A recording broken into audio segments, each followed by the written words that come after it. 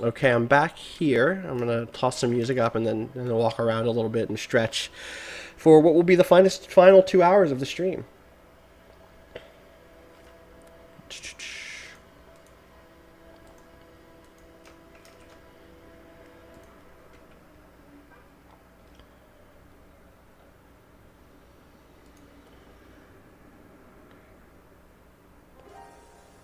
All right, I will be back momentarily.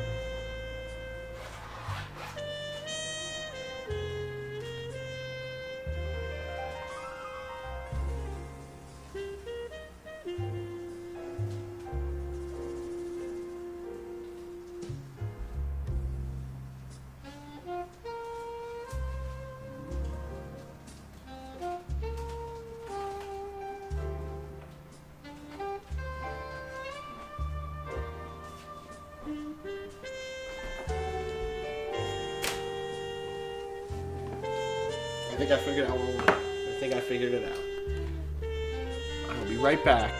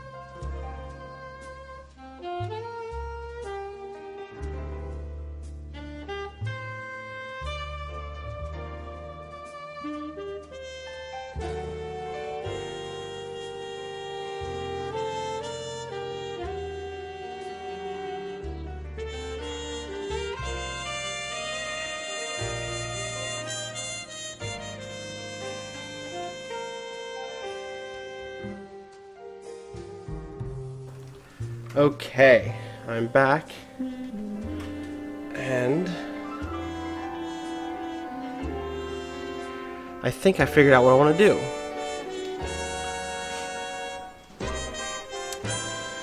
I think the thing I want to do... So, like I said, I'm kind of bummed I can't play the import Gundam game I wanted to play. And I mentioned earlier that I already recorded an Encyclopedia Bombastica for a game called Virtual On Oratorio Tangram. I did that a couple of weeks ago, but it's just not up on the site yet. I haven't had the time to edit it and stuff. But what I can play is something else with giant robots in it that's not from America, and that is not Virtual On Oratorio Tangram, but also is not. It's also not Gundam, but it's still something new. Where did I put it? I just had it. Where did I put this disc? Oh no.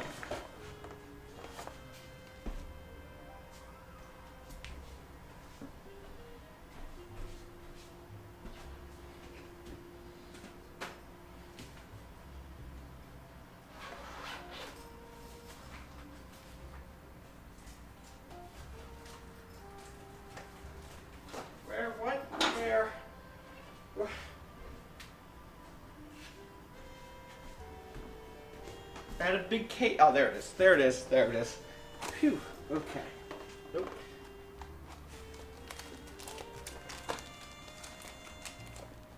Should be right here somewhere. There it is. Okay.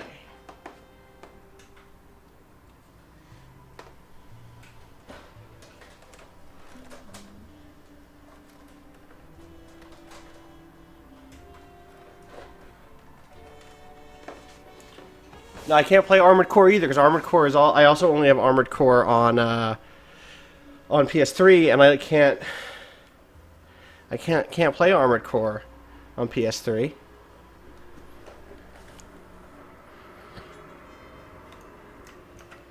What I can play is Virtual On Force. People are gonna have to tell me how the audio sounds and stuff because it's coming through the Elgato. I'm not over there yet. Virtual On Force is... Yeah, I don't have the 360 versions of Armored Core, sadly. Yeah, you also really need a server to play Chrome Hounds. Sorry, let me just update this thing. This dashboard.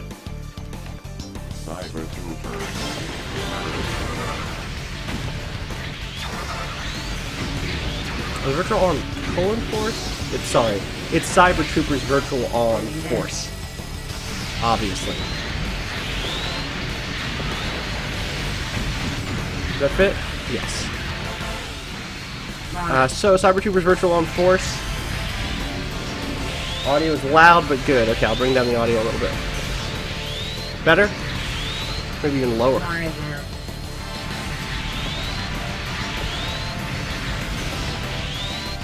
So Virtual On Force came out in arcades all the way back in 2001, and then like a decade later, in 2010, it came out for Xbox 360 with a bunch of updates and stuff. And I haven't played this since about when it came out, so I might be garbage at this right now. We'll find out together. Let me put my face back up. I didn't do the face thing. There it is. Face. Hey, look at this. No light, just natural light is up. Let me just do a quick tweet. And we will be good to go.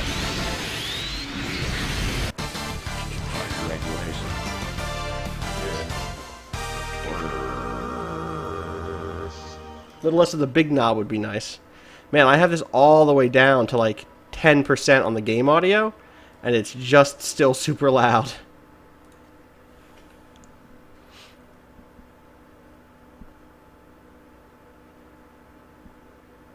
Still too loud. Jesus. There is no 15% more. It is down to 9% right now.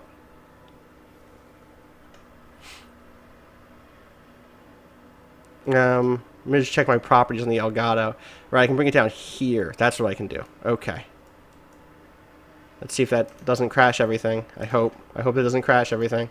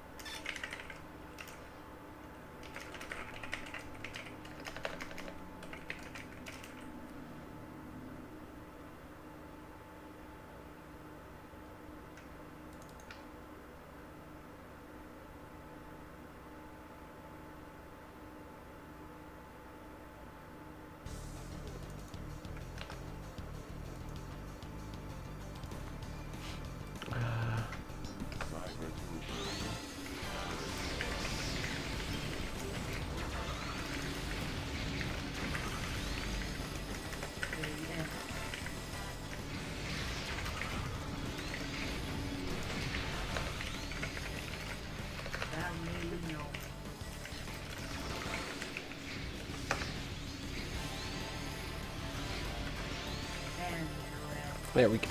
Got those tweets out. I did play the Virtual On arcade game. Oh, now it's too quiet. Okay, I'll bring it up. How about now?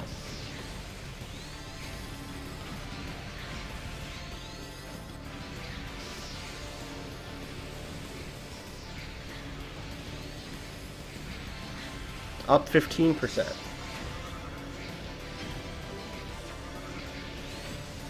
I'll get it up here too. And hit OK. I'll just put it at 100 and yell. That's good. So yeah, so it only came out in Japan, Virtual On Force. And unlike Virtual On Oratorio Tangram and Cyber Troopers Virtual On Operation Moongate, this one was only available. Oh, look at this. Good. I'm glad my AI partner is named Shiro Omada. Just constantly, just literally constantly showing myself as the biggest nerd. I have no idea what anything is here. It's been a long time since I played this mode. So I'm just going to hop in and see what I can figure out in the next couple hours. Oh, PSO is really good. I wonder if I have Blue Burst still installed. I'll look. I'll see if I have Blue Burst still installed. Get ready. I have no idea what mech this is. Okay, what do I got? I have weird swords? What is this? And it does that, and then, oh, these controls are all wrong. These controls are super wrong, guys. Music's still good. What is a weird bubble? Oh, right, these are the weird sword people. Okay, I have weird, like a weird samurai robot. I forgot about this.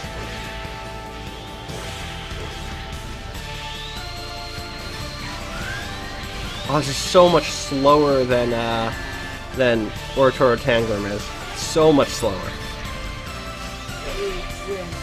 Well, we won, so.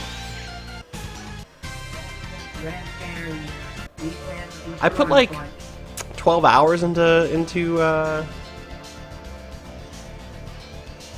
PSO2 and liked it, but then the save got weird. Like they had pushed a patch, and then after they pushed that patch, it's like I had to reinstall all of my stuff, all of my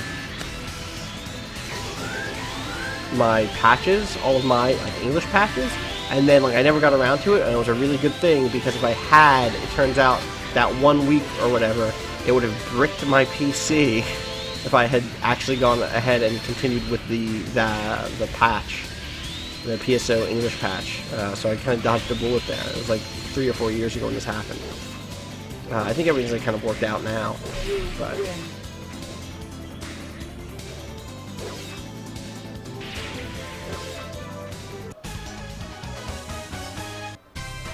Grand area. 30 ready city.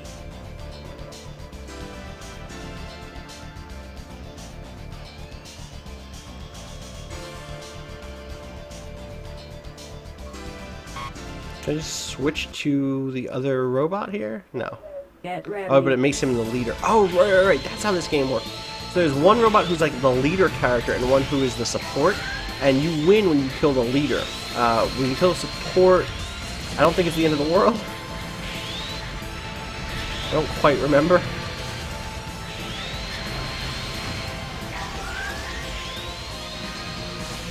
And leader might also get extra like power points and stuff.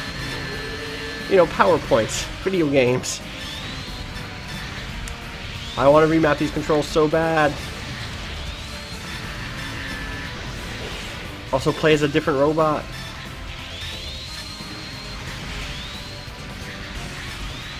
Oh, that's why there's two different... Okay.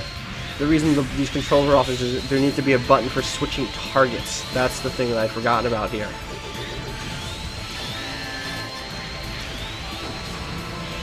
You know, I'm backing out. I can't play as this robot. This robot isn't in my heart.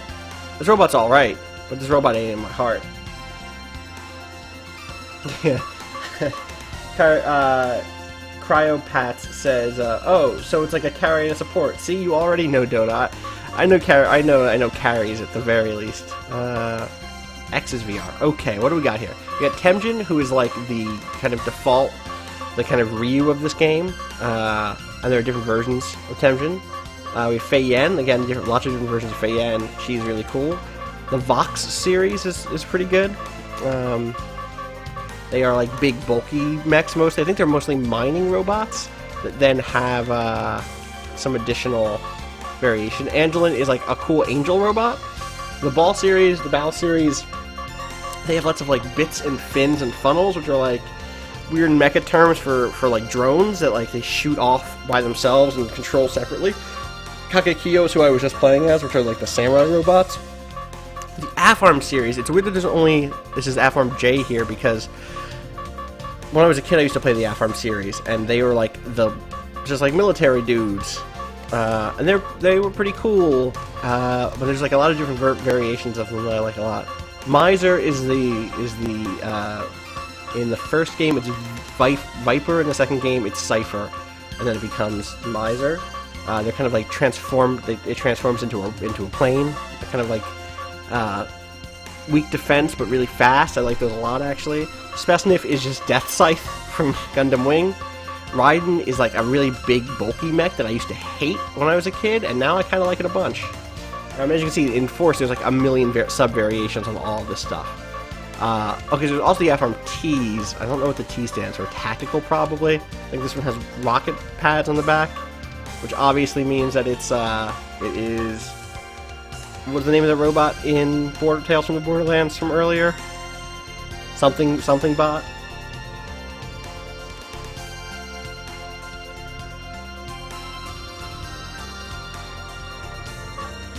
I don't remember. I think this one's another little, like, smaller Angel Gundam. Or not Gundam, Virtuoid. Let's check out F-Armed T. And let's can I hit start and change that other mech? I don't know how to do that. I actually don't know how to change my partner. I'm sure it's in here somewhere. I have no idea what this... Oh, AI management. Here we go. God, I must have set up a whole AI. I have a 48% partnership with this AI. Ugh. So anyway, I also, speaking of eyes... Oh no, did I just delete my AI? I think I did. Okay, no, okay, good. I have extra partnership. And what's this one? That was just named J. I don't know why that one's named J. Well, let's see what it looks like. Yeah, we'll be these guys. Let's be these military robot bros.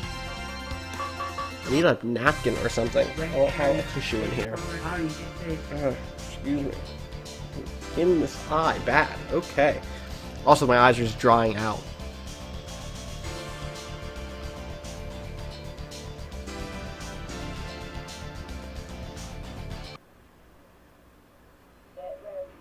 What's this robot got? Cool, like, big blaster, couple grenades, and then, yeah, rockets. Rockets are cool. Here's the thing that makes this game not as good as Virtual on Oratorio Tangram. In Oratorio Tangram, those disc players on their back are Dreamcasts. That's even true for the Xbox 360 release of Oratorio Tangram. Except there's one robot that has a Saturn on its back, which makes it even better. Boom, we win. I cannot believe I don't have a tissue assembled. I'll be right back. 1 second. Let me just... Like an adult. To wipe my eye. There we go. Is Brad awake? Brad can't be awake. It's so early there. It's like 5 a.m. there.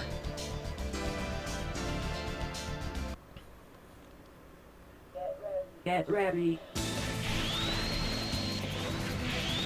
The thing that's really tough for me in this is that, like, Gundam Extreme Versus is a lot like this. It's a 2-on-2 arena shooter like this. But it is a lot faster, and there's lots of, like, there's lots of ways that you can kind of manipulate your attacks that you can't do here, or not just your attacks, but also, like, your movement. So I'm, like, doing a lot of things that I can't actually do. I'm trying to do a lot of things that actually just don't work.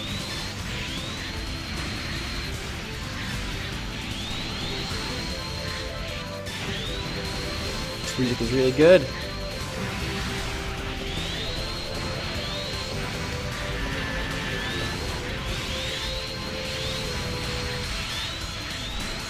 Oh, he's really slow in melee, huh? He doesn't actually have a melee weapon. Or it doesn't really have a melee weapon, it just has its, like, rifle or its gun or whatever that it can hit people with. No, I listened to the last Bombcast, but was he saying he was up at 5? I thought he was up at, like, 8 or something. And maybe 5 was right. Oh, right. Your partner can repair you. That's the other thing your partner can do. Oh, we're gonna lose. We lost. Let's keep switching it up. I just want to see more stuff. I did get my Wii U home, finally. Good, I got an AI point. There's so many weird things happening in this game. Let's try this series of robot. Let's try the one with this big gun, and we'll put it in this color scheme. We'll go into mission mode. First operation, sure. Oh boy, second operation. Let's go into second operation. I have no idea what this will be. Sure, mission briefing. Japan. I don't know Japanese. Platform.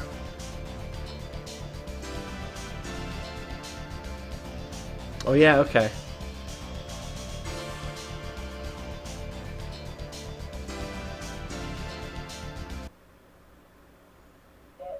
Get ready. Big laser gun? Yeah. Hmm. I love the little skipping mines that Raiden has.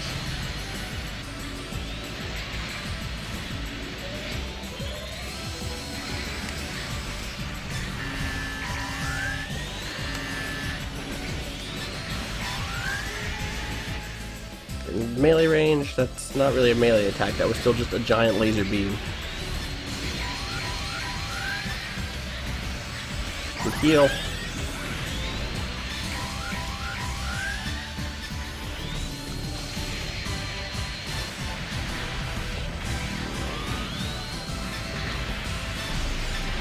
Look at that, good teamwork. Ah!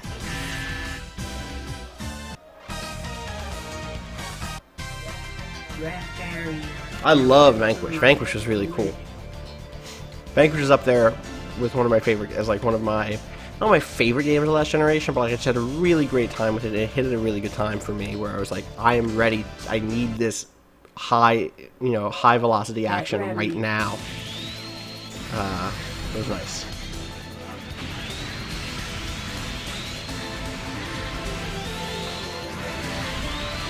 The virtual on games have such a, and this is such a silly thing to say maybe, but like the Sega aesthetic of like very clean colors, very bright, very crisp tracks, like very, very good music that I like a lot.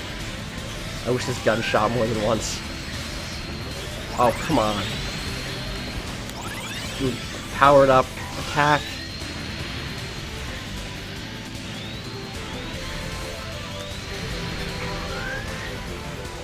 I'm hanging in there. Look at that disc. I don't know why I need that disc, but I got it.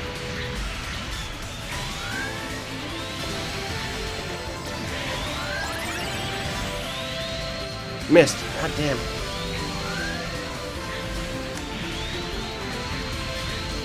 Where's the leader?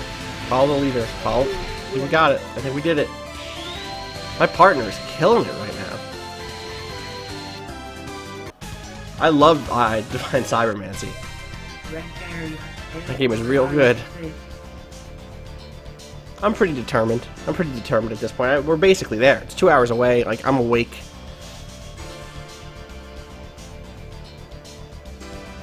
Yeah. I've played a bunch of Warframe. Warframe actually is actually made in the city that my school is in London, Ontario. That's where Digital Extremes is. In fact, one of the major developers on it, or one of the major, not developers, one of the major people in that company went to my PhD program. Full disclosure. I don't know them. I never met them, but they graduated before me, but they went to that same program. Oh, that was a good Smash. This is Smash Brothers. New Smash Brothers looks real weird, right?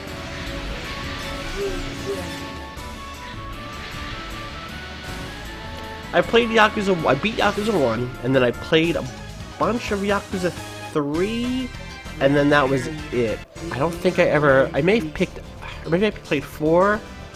I feel like I played a bunch of one of the later ones, and then I picked up 2 when it first came out, and I didn't have time at the time. I was living in New York and was working like 60, 70-hour weeks. I just did not have the time for it. And then I think when 4 came out, it was the PS3 one where you play as 4 different characters. The first one was like I don't know if he was a money lender or he was a good guy, criminal businessman. He had an assistant that he had a really fun relationship with. And then you also played as like a real big tough guy, and also as Kiryu. There's a bunch of different characters. So I played that one. I almost beat that one. Like I went through all of their individual chapters, and then got into the chapter where they're all like together, and then I just that was that was when I was doing my master's, and I didn't finish it because I had to finish my thesis, which, you know, life. And then I have like a vague feeling I've played another one since then, but I definitely didn't get deep into whatever the other one was. I am a big fan of Front Mission 3. I mentioned that right at the beginning of the stream too, because we were playing Galaxy and talking about robots. Like Front Mission 3, I like Front Mission 4. I started playing Front Mission 5. It was a fan patch a couple of months ago. I guess almost a year ago now. And I actually really like that a lot. That has some really cool things going on in it. But it is so complex, and I really wish I could just sit down and play it on console instead of a fan patch. Oh my god, that was a really close win on their part. He caught me with that drill, with that giant drill. Okay, the one... Okay, then yeah, then I played 4. 4 is the one that I played the most of in the past. In the past, like, year. Or the past few years, rather. How do I... No, that's not what I want. I didn't... Oh, boy. Yeah, the first one had a really good story. And also, like, when I played the version of it that definitely had the Hollywood voice acting in it.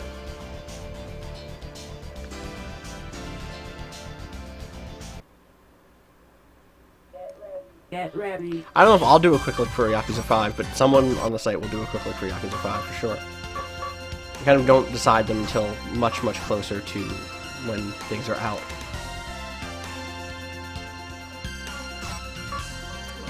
Let's check out just Temjin. You know, Temjin is, again, kind of the Ryu of the game.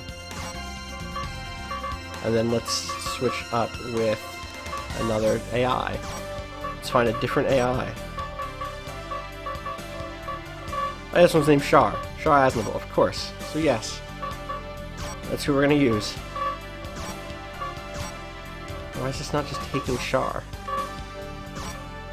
Or maybe it is, and it's just taking a second to load in. I'm definitely gonna look at Pathologic at some point. I really like that game. And I haven't played the HD version yet, but I really want to take a look at it. No idea what this setting is. God, I used to have a guide that I read for this. I'm gonna keep EX options off. Alright, let's go. I'm pretty hyped for Dragon's Dogma PC. I'm a little curious if it will hit me the same way the second time around. For that first time, so much of that game, like Dark Souls, was like, oh, what is this mysterious thing I've never played before? This is fascinating, cool, and weird. Get ready. And now it's less that, and it's a lot more like, here's this thing I know I already like. Which is fine, it's just, you know, I'm not gonna... The thing with Dragon's Dogma is, like, the first time I got lost at night in that world, where, like, it's one of the rare games where nighttime actually means something. It really means, like, don't... It's bad. It's bad if you were outside at night. It's like, I need to try something. Come on, what is the... How do I do this? There it is. Oh, he doesn't do the surfboard. One of the other versions of Temjin turns his sword into a surfboard and surfs on it. Which, if you ask me, is real cool. Nice work.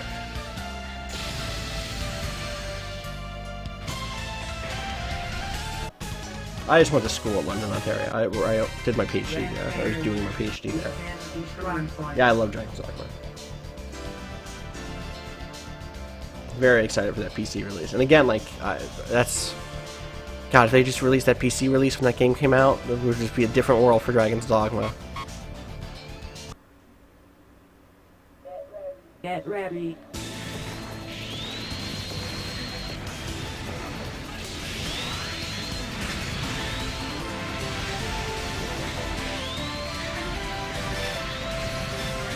I'm not a brand new American. I grew up in New Jersey. Oh, right, this Temjin has cool, weird laser shots. I have a real weird thing where I like those sorts of things in games.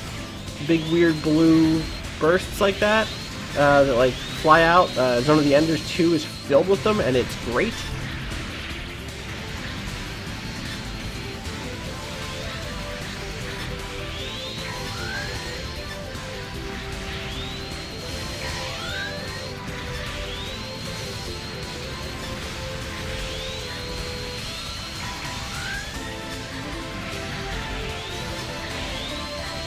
Nice heal.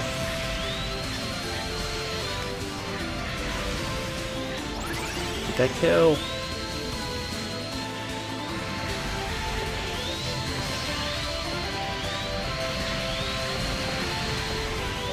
We won.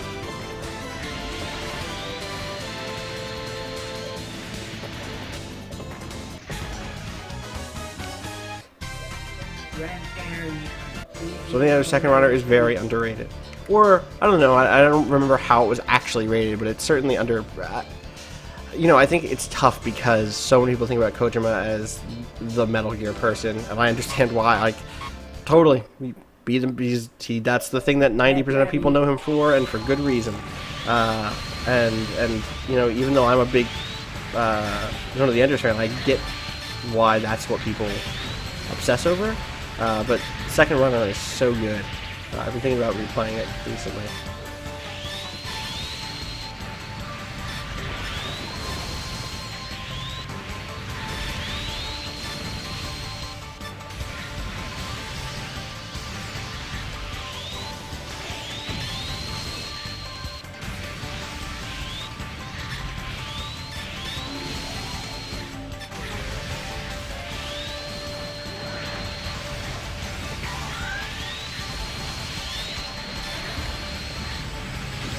Come on.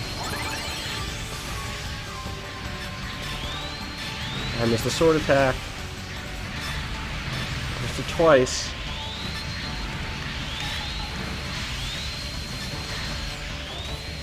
Come on. It's just like one hit. Okay, more than one hit apparently. There it is.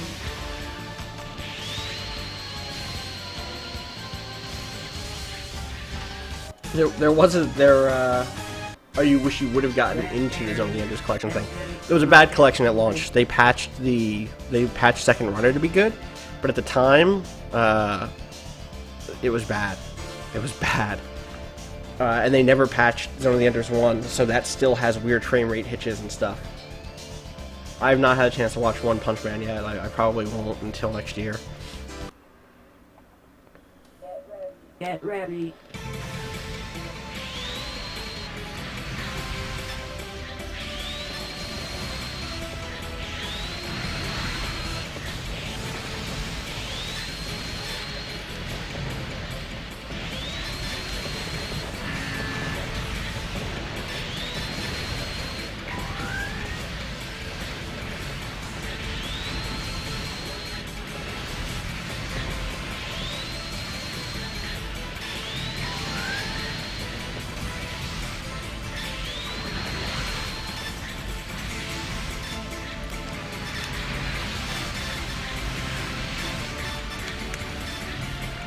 Melee combat's really tough.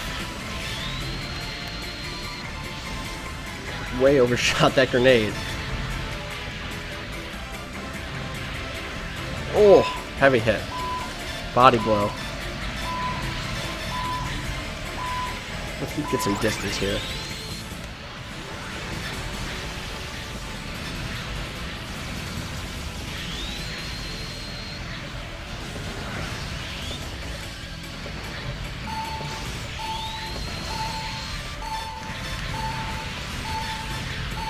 Come on, stand up, stand up, stand up. Oh, we lost. That was pretty weird. That was pretty bad. So I think I'm gonna pop back out to Xbox Home here. And while I'm here, I'm gonna drop in one other game that I like a whole bunch that I forgot that I had a copy of. While I have the Elgato hooked up, I have no idea what the condition I have if I have a save here for this, but I really want to just pour one out right now for another one of my favorite games from the last generation that kind of Got it rough. Actually, not from the last generation. Not at all from the last generation.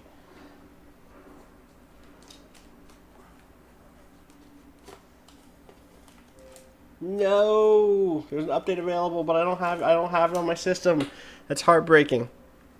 Those Phantom Dusts, which I guess I don't have the update for on this Xbox 360 or on this Xbox 360. Ugh, that's a shame. All right, well then I have a third backup plan. The third backup plan is let's see if I can get Blue Burst working.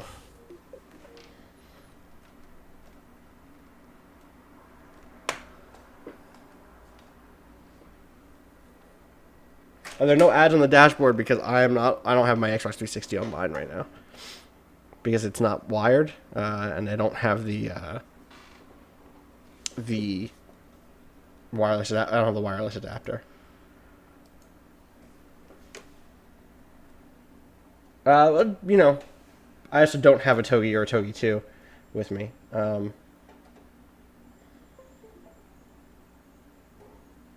Jason might want to look at it. Like I just Black Lagoon. It's just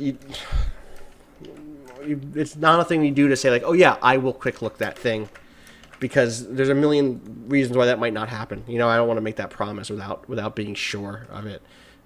It's why sometimes it's even like, oh yeah, I would like to quick look that thing. There's stuff I would love to quick look next week, but like I don't know for sure, and we don't have a schedule for it yet.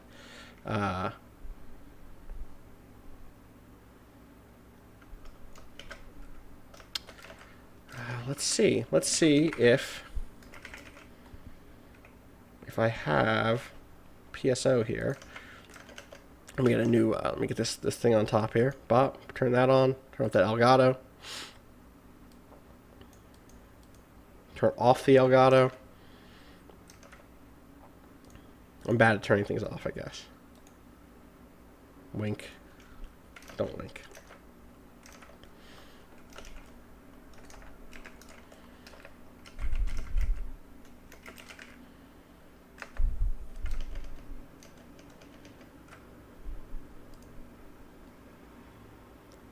Seem to have frozen my everything. I'm frozen. Am I still frozen? Did I fix this? Oh boy. Whoa, it's red. Oh boy. Uh-oh. Why is that red?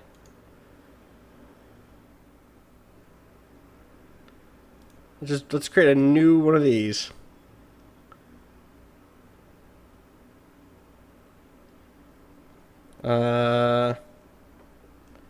Breakdown was an interesting game.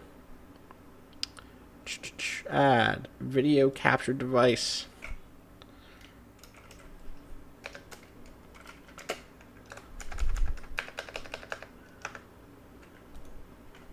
Uh-oh. Oh, did I unplug the wrong thing? I did unplug the wrong thing. That's what happened. Well, that makes a lot more sense. I also don't have it. Like, this is the thing. I kind of mentioned this here or there, but I was a kind of, for years and years, I was like a serial trade-in guy. Like, I traded in everything I ever got, basically.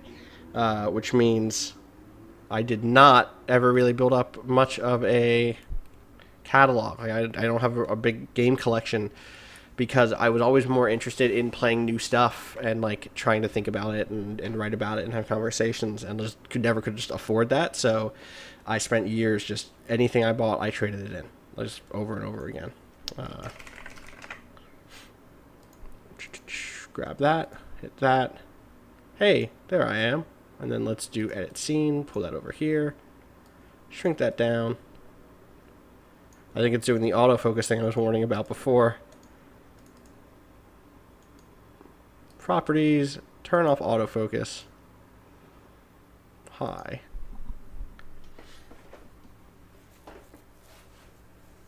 I still have an hour and a half left, so, you know. I just realized I could have like been zoomed in more on my face cam. I also put this at the bottom. Order. Move to bottom. Well, that doesn't work. Order. Move to there. Oop.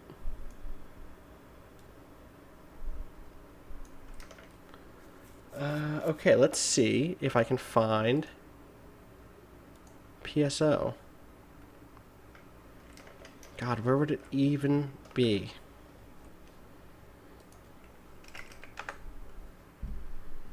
Because I definitely... Oh, maybe I didn't play it on this computer. So maybe it's not on this computer.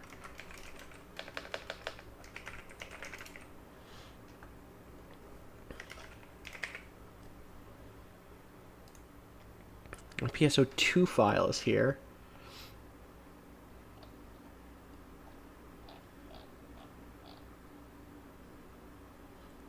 MJ Brood, I don't have that PhD yet. I'm still working on it. Which is, you know, I'll tell you this, like, academia is definitely filled with influences that can make you feel, or that can, like, lead to people feeling more important or something than they are. But in the humanities, there's a lot of... so much of the work that I do and people in the kind of fields that I'm in do is about recognizing the weird, like, the smallness of your perspective, right? Or, like, the specificity of a singular perspective. And like, not in a way that reduces that or diminishes it. One that says, like, okay, like, why is this individual perspective still really valuable? Or, like, what is the most valuable my perspective can be, given that it's only representing my own? And so... there's a way to come out of grad school in the humanities that is actually very grounded and very material and very like not ivory tower, head in the clouds, super idealistic. And I don't know. There are ways that you can come out other ways, and I've seen that happen too. But it isn't entirely rare for this to happen, I'd say.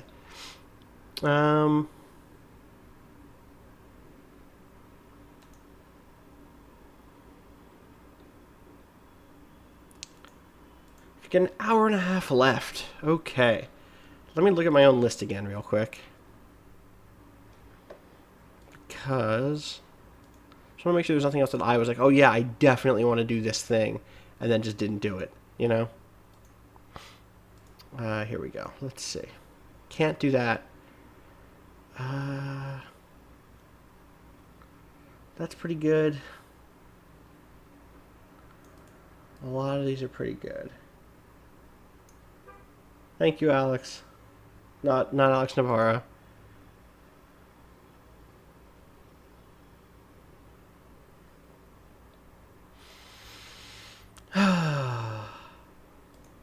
God, this would be a lot easier if I had everything ever installed on this computer.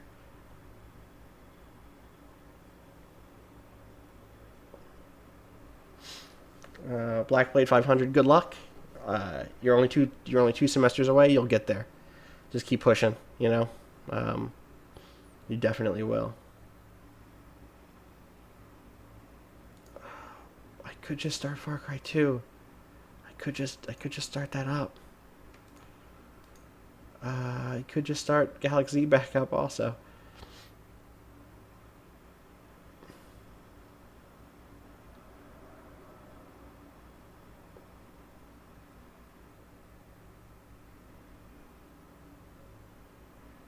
I'm kind of mad that Blueburst isn't on this computer. I think it's on an old laptop of mine. I'm thinking about when I played it, and it was definitely on like an old falling apart laptop. Strider is pretty cool.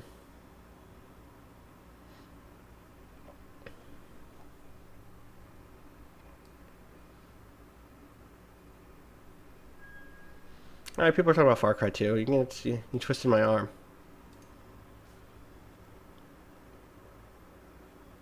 Yeah, I will probably be doing Burning Wheel tonight. I will be very tired. I'm going to try to take a nap sometime today. Junk Boy, believe me, I very much wish that I had Blueburst involved or installed.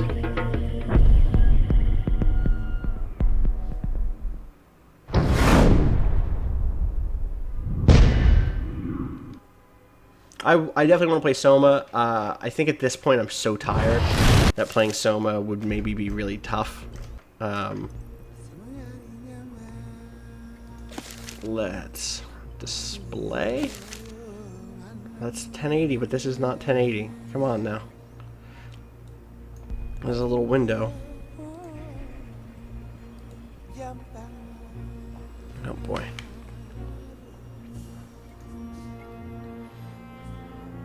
And then, where is...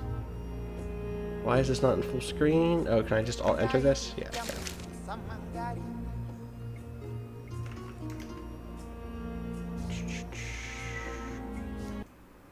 Let's OBS this. That's not OBS. This is. Here we go. Add. Game capture. Far Cry 2. That's Steam. Here we go. There that is. Edit. Edit scene. This is very weird. This is not really the right resolution. It's lying to me about the resolution it is. And let me make it the right resolution in here and then see if I can finagle it into actually being this resolution. And also let me turn off that background thing. Alright, let's see here. Yeah, Feder Dave, Valkyria Chronicles was on the list of games that I had people vote on earlier. I like Valkyria Chronicles a whole bunch.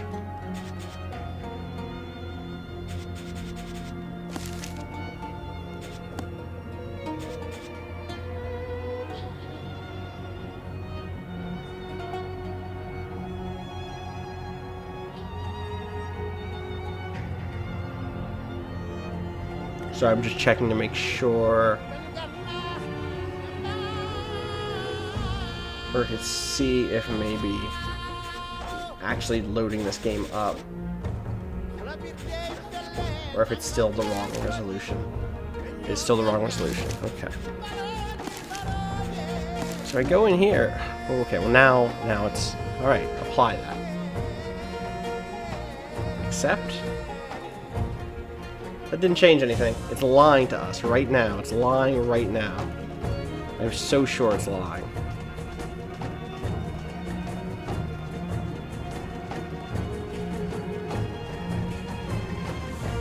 I'm going to move it there, and then I'm going to keep moving it and see if it actually clicks in to place there.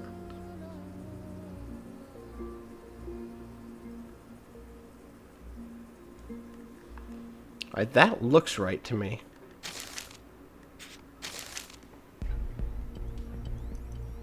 I'm going to wait for a few more seconds to watch and see.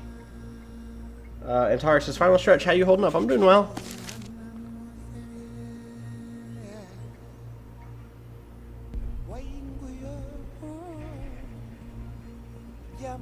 Yeah, this had a really weird map editor. Alright, here's a moment of truth.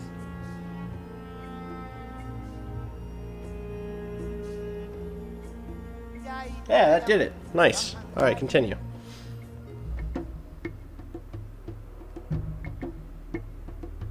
I am streaming using OBS, that is true.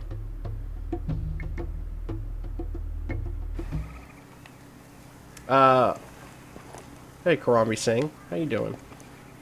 What are the buttons I have here? Now then, you certainly earned high marks with Guian after the... I'm sure you won't need my help. What? Hey, hi. Okay, cool. Where am I? What am I doing? Okay. Nice. I finished up a mission. That was the last thing I did. Let's head out. What do I have? I have a shotgun. Not a great weapon. It's also a rusted shotgun. What else do I have? I have a loud pistol. I have an explosive crossbow and a machete. Okay. Buttons are this. There we go. That's the stuff right there. That's that shit. Give me the bigger map. I want the whole map. What do I do with that? There it is. Okay, so there's a gun mission that way. I think is what that means. Let's get this little buggy and just head up that way.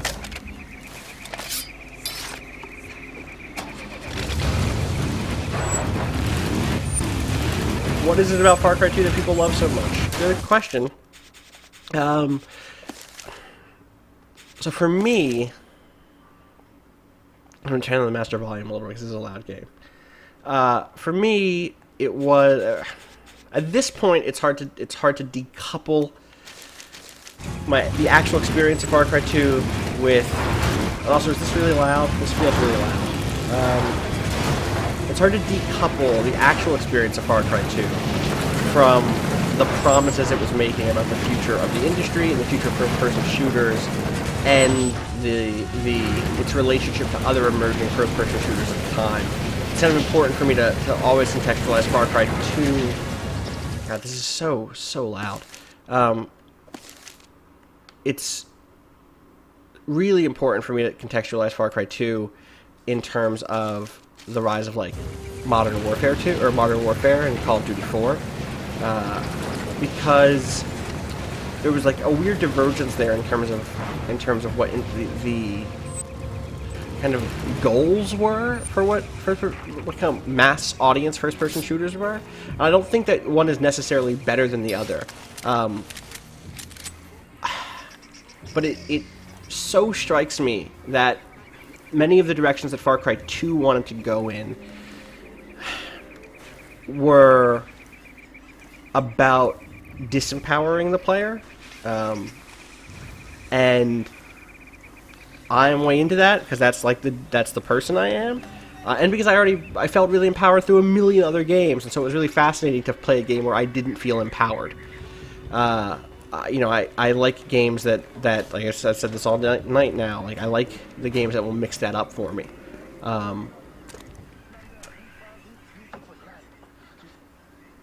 No mission. Yep, good. I can purchase new weapons here.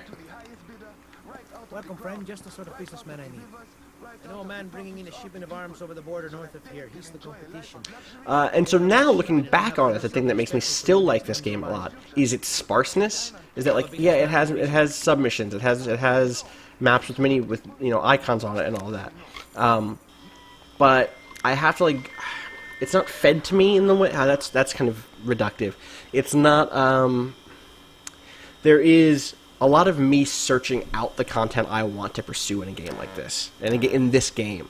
Whereas in like Far Cry 3 and 4, and I really like Far Cry 4, there's lots of the loop is like, where am I? What's near me? What do I want to do? Whereas here it's like, what do I want to do? All right, I have to get there and go do it. And that is, I get why that's not a thing that everybody likes to do. But it was a thing I liked to do when this came out, and that I still kind of really like.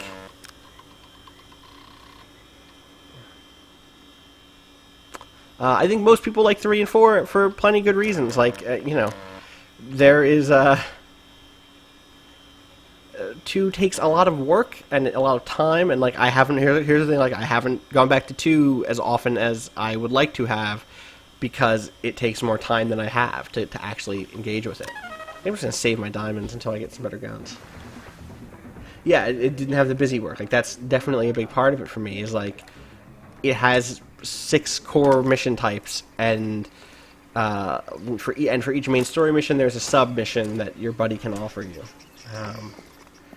And again, like so much of it for me is about feeling unempowered, feeling like at this point in the game I'm incredibly vulnerable, and everything that I normally could count on, I can't actually count on. It's not the gun I want at all, actually. Let me grab this sniper rifle. There we go. And then where's my pistol?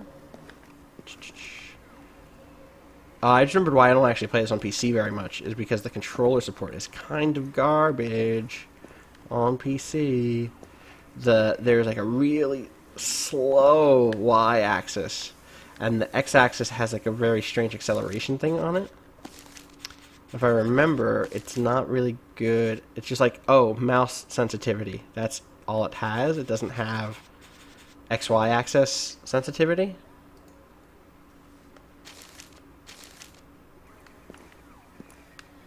Where's a pistol? Right. So what am I missing now? People, a friend of mine, Robot Parking, over on Twitter, just said, have you ever checked out Pathologic? This is like, the irony of doing a stream like this is just like, everyone gets to the same point just like 2 minutes after each other, and like everyone just tunes in. Yeah, I really love Pathologic. I did a stream of Pathologic a couple of years ago. I will probably check out Pathologic HD sometime in the next week or two.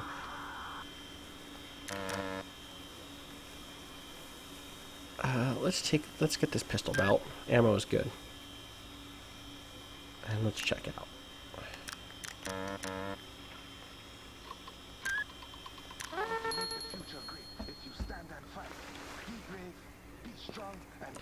Yeah, so I never played Call of Pripyat, but I also really like Stalker for that reason. And in my experience, that was a very similar experience of just like, hey, here's a thing that is really tough, but also really great. I keep forgetting the button that I want here. Here it is. Okay, it's pretty far, but I can just take the fast travel. I wouldn't do D&D like ever. I'm just not a D&D guy. There are other systems that I would play, but also like I would never promise to do that right now. Like I just don't have the free time.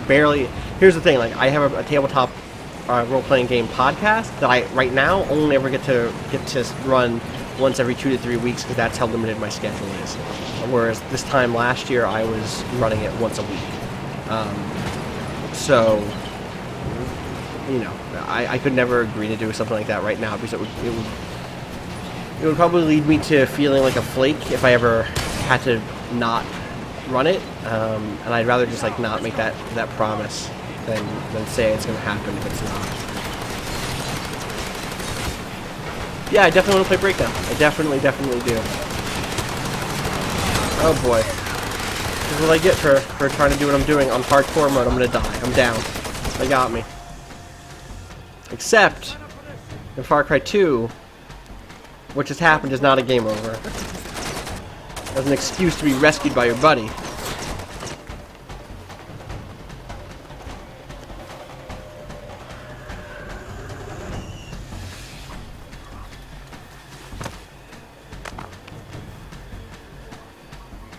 Yeah, it's such a bummer what's happening with the Stalker guy. Silverarium does not look great necessarily. Oh boy, those still look real bad, man. I'm right. Hey, that wound needs looking after. How do I heal? How do I heal? How does one heal?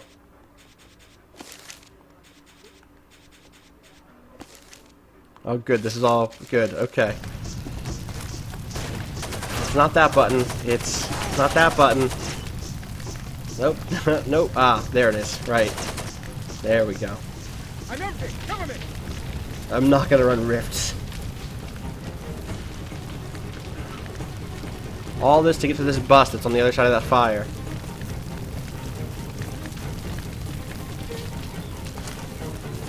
There's a really good GDC talk with the lead on Far Cry 2 about like what went wrong with the friendship system and like what was intended. I love this rifle so much also. The action on the bolt action is just so good.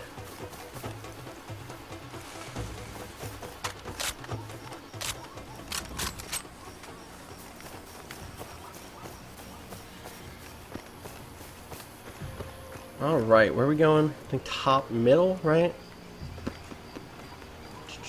Yeah, let's go here.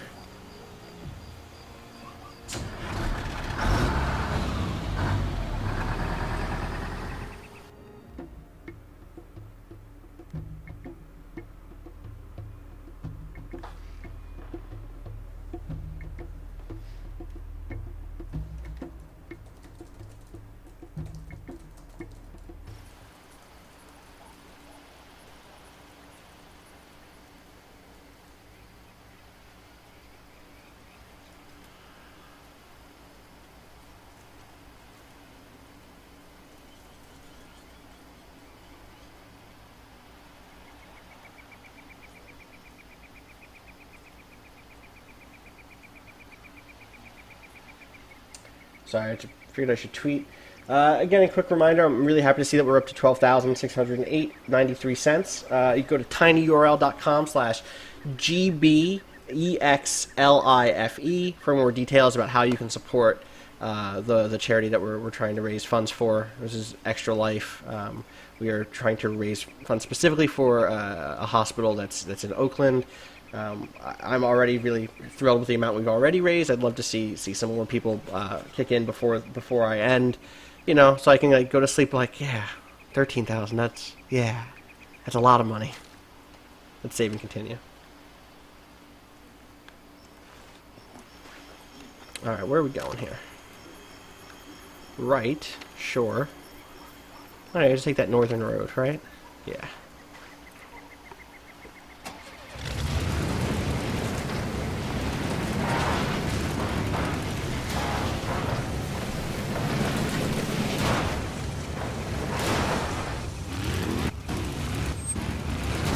Nope, I'm near a diamond. I'll hop out and grab that diamond.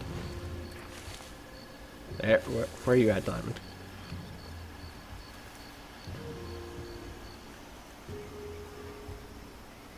Right in here somewhere, right?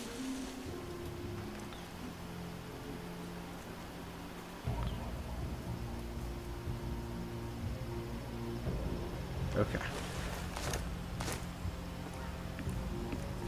Oh, I didn't change the game name. Thank you.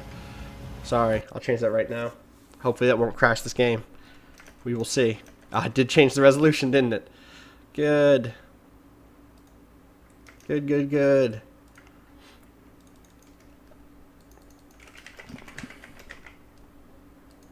Thank you. There's that. And then let's pop that up to here and see if this is actually the right resolution or not. I think it is. I think this looks right. Nope, it's not. It's wrong. Good. So what I did before is I put it in 1680 by 1050, and then I had to change it from there to 1080.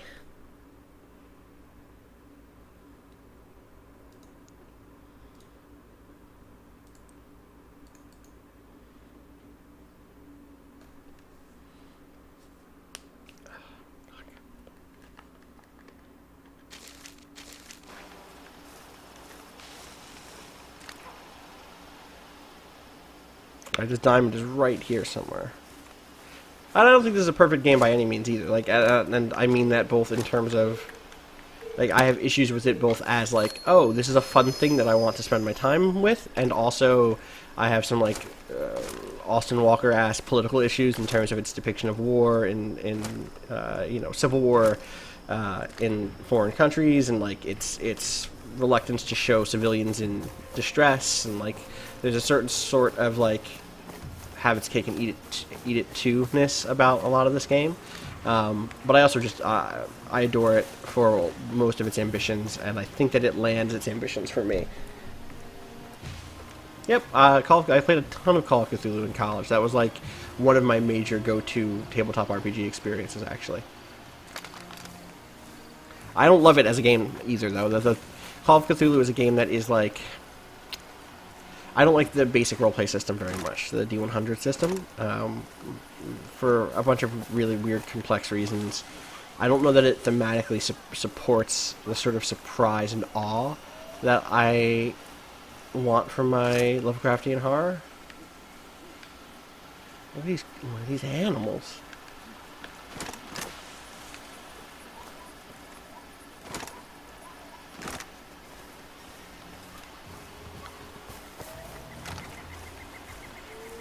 Alright, I think I'm killing somebody up here. Is that what I'm doing?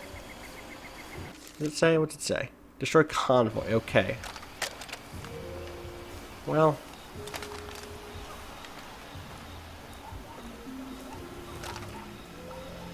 Okay, so it's going the other direction. Shit. Or maybe we'll just loop around here.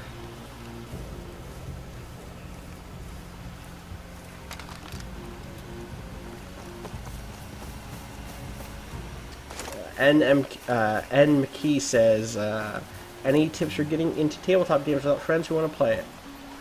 I did play Delta Green, the same thing. I'm also just not that into Delta Green.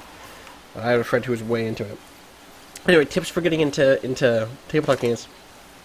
there are sites like Roll20 and some other ways that you can kind of like get an online group going or join into one. The Roll20 forums are pretty good and filled with people who want to learn how to play games and are really interested in teaching other players how to play games.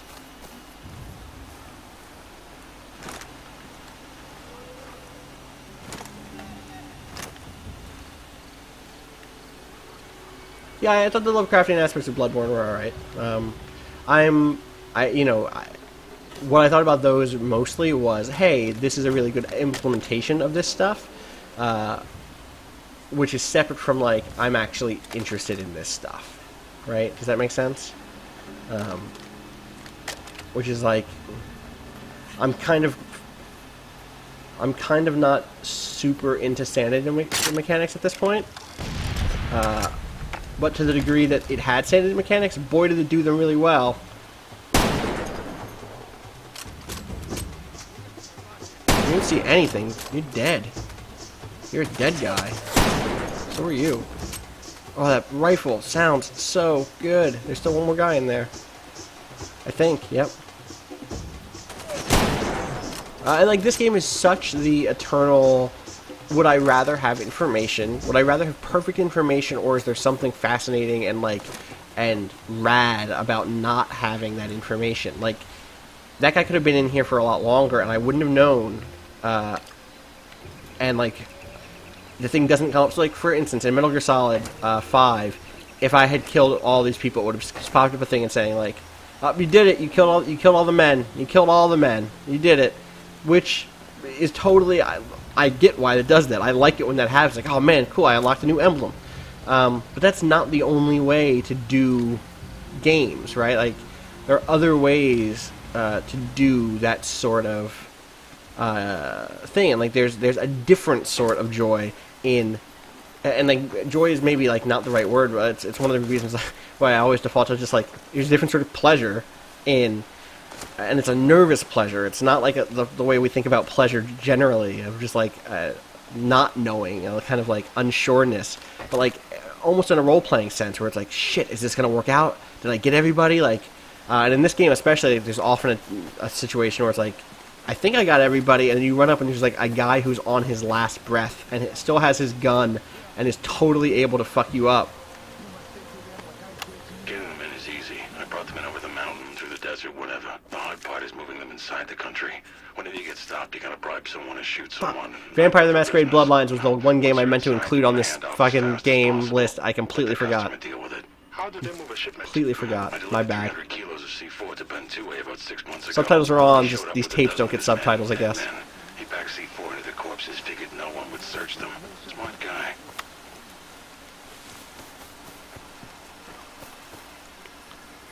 I think people also really like the Jackal, especially as like the prototypical Far Cry bad guy, right? You can't break a man the way you break a dog or a horse. The harder you beat a man, the taller he stands. To break a man's will, to break his spirit, you have to break his mind.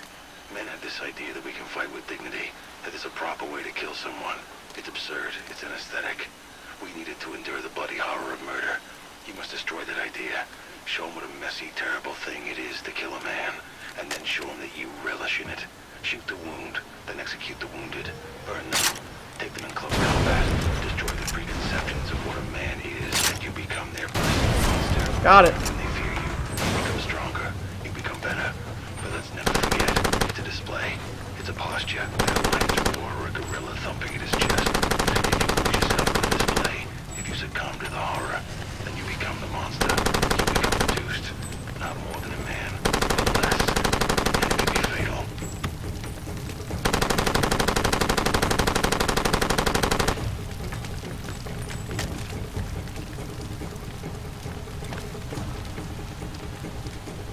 Technically, so I'm a little surprised that nobody has made a roguelike using ideas from this game. I'm surprised that no one's actually done that, but one of my favorite things is Brendan. No, it wasn't Brendan. It was it Ben? Ben Abraham? Yeah, Ben Abraham did Far Cry 2 like screenshot Let's Play, called Permadeath, where he played through using only one death on the hardest difficulty. There's a really beautiful PDF version of that Let's Play. Oh, that guy's alive. See, this is the shit I'm talking about. This is literally the thing I'm talking about. He was still in that Jeep. He just got out and is driving away in that car. Except, psych, he didn't drive away from shit.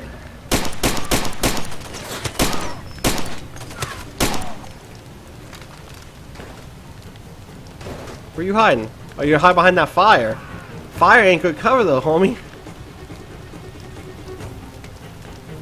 Fire's the worst cover.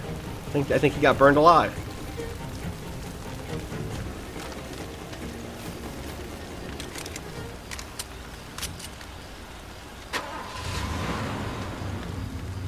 Alright, let's head back to that the bus.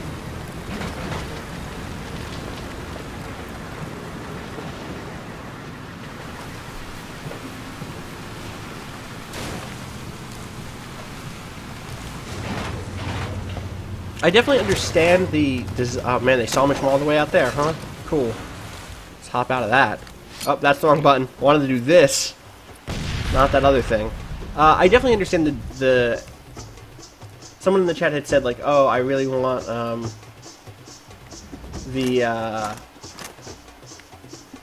the atmosphere from Far Cry 2 with the loot system of Borderlands and some of the extra features of Far Cry 3 and 4, and I just don't know that I don't know that the atmosphere of this game works in a game that has that loot system and those added features, right? Like, marked targets, I love marked targets in those games.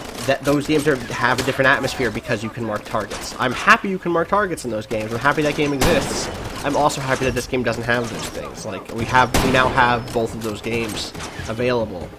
You know, I don't think that games exist on not a timeline, but like on a kind of a structural, like, we're not working towards the best Far Cry.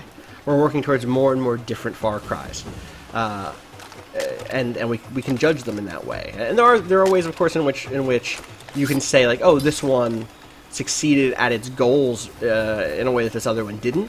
But I don't think that like the lack of marking targets, which isn't an example you use, but I'm just pulling it out of the hat as like one of the big things that changed. But there's still somebody alive here. See, there we go. Between this game and its sequels, so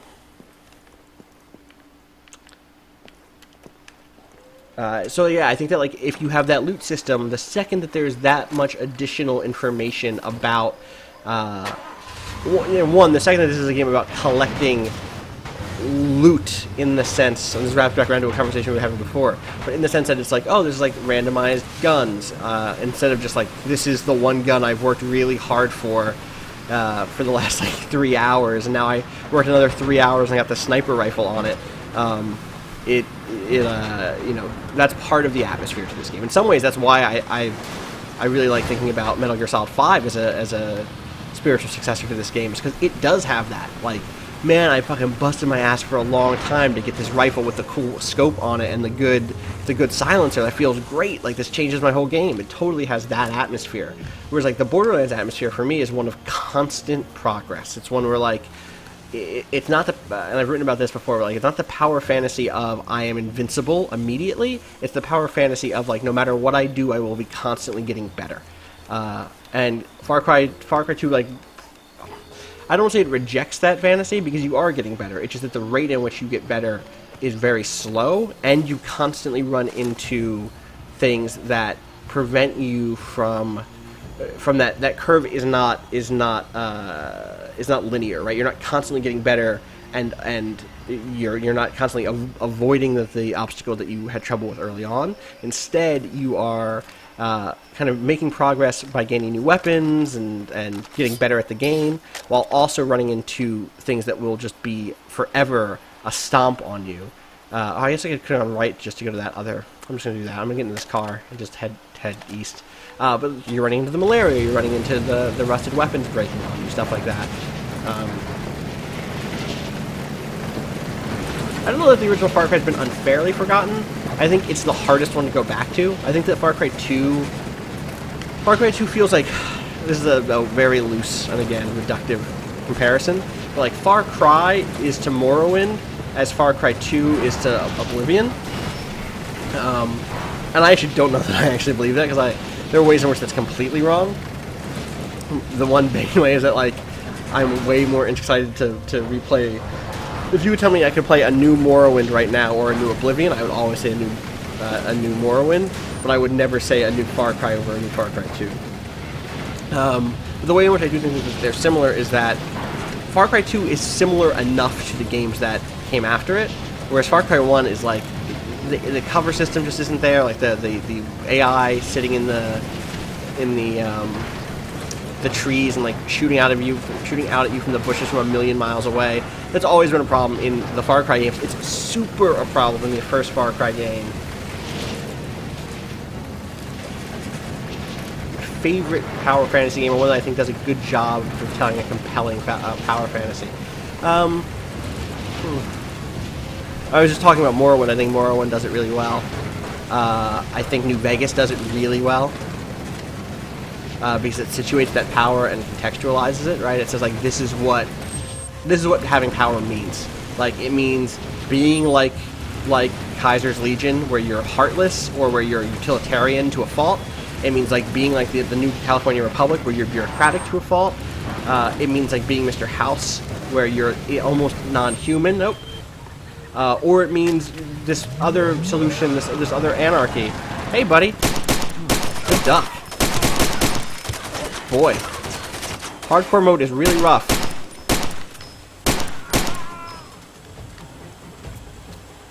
So that was one. Saints Row the Third, and Saints Row 4 are both really fucking good at that too. They have so much heart, and Saints Row 4 specifically has so much joy and like so much like it's so invested in its characters. It treats its characters with so much interest. Like it gives a fuck about its characters. So the power fantasy that you have is not just like I am this unstoppable force. It's like I am this unstoppable force who wants to be that because I give a fuck about my friends, and that's I'm up with that. Thoughts on a little business arrangement? There's a man bringing in a load of low-grade arms from the east. I just didn't have to turn this in. Right, this is just like, oh, here's a new mission. Shipment, and I'll bring in something special for you next time you buy. I knew you'd see it that way. But does this mean that I did get some new weapons here? Let's see.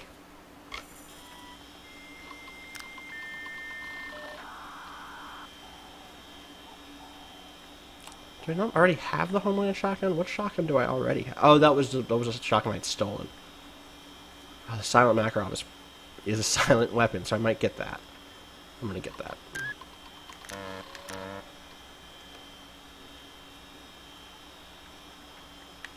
Oh, what? Okay. I don't think I meant to do that. Let me log back in.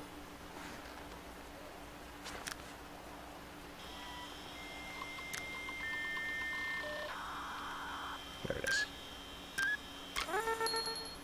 But now I'm going to log back in and see what that upgrade is. I cannot remember.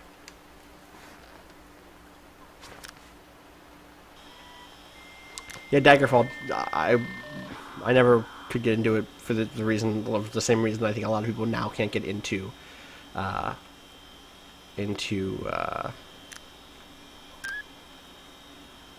Morrowind, which is just like, it's a little too old, it's a little too janky. It's also just overwhelming. Like Daggerfall impresses by scale, and just like now, like that much scale is just terrifying, and it is like one of those great examples of how procedural generation is not necessarily always the best possible thing. Oh, there's a diamond here somewhere. Where are you at, Diamond?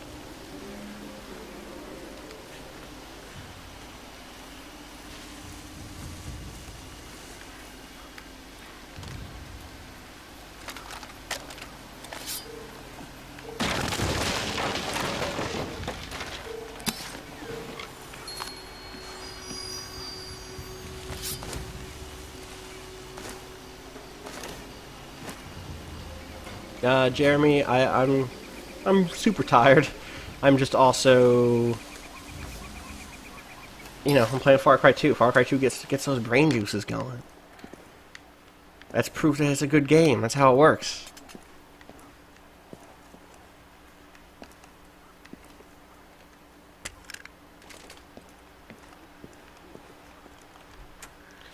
Oh god. Gong Zero says, most annoying enemy, Morrowind Cliff Racers or New Vegas Cazadors. That is like, would I rather be shot in the fucking junk or in the back of the head? Like, man. 6 of one, half a dozen of the other.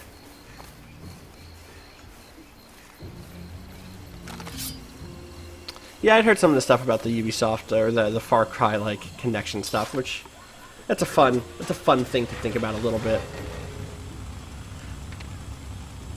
That's really far. Okay, let's go get this assassination mission too. If I can or can I not do that while I already have a convoy mission?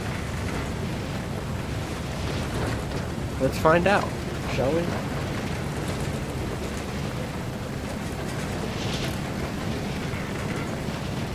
Yeah, I absolutely think games will continue to age poorly. There could definitely be a time when we get past that.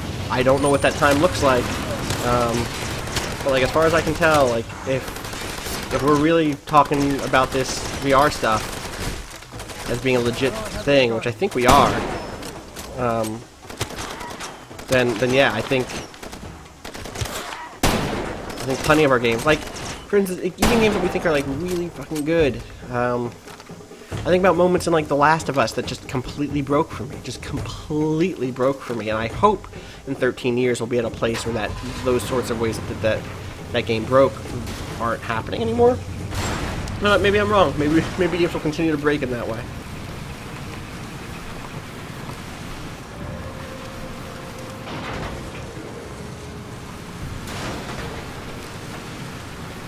Let's see if I can get this mission on here. I can't remember if I can or can't.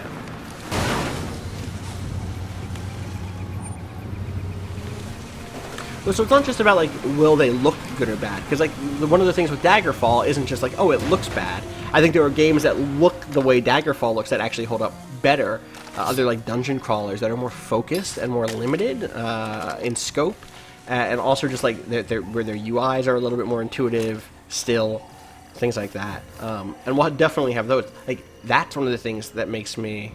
I guess yeah. Let's just switch to this other different type of objective because we already did a convoy. How do I?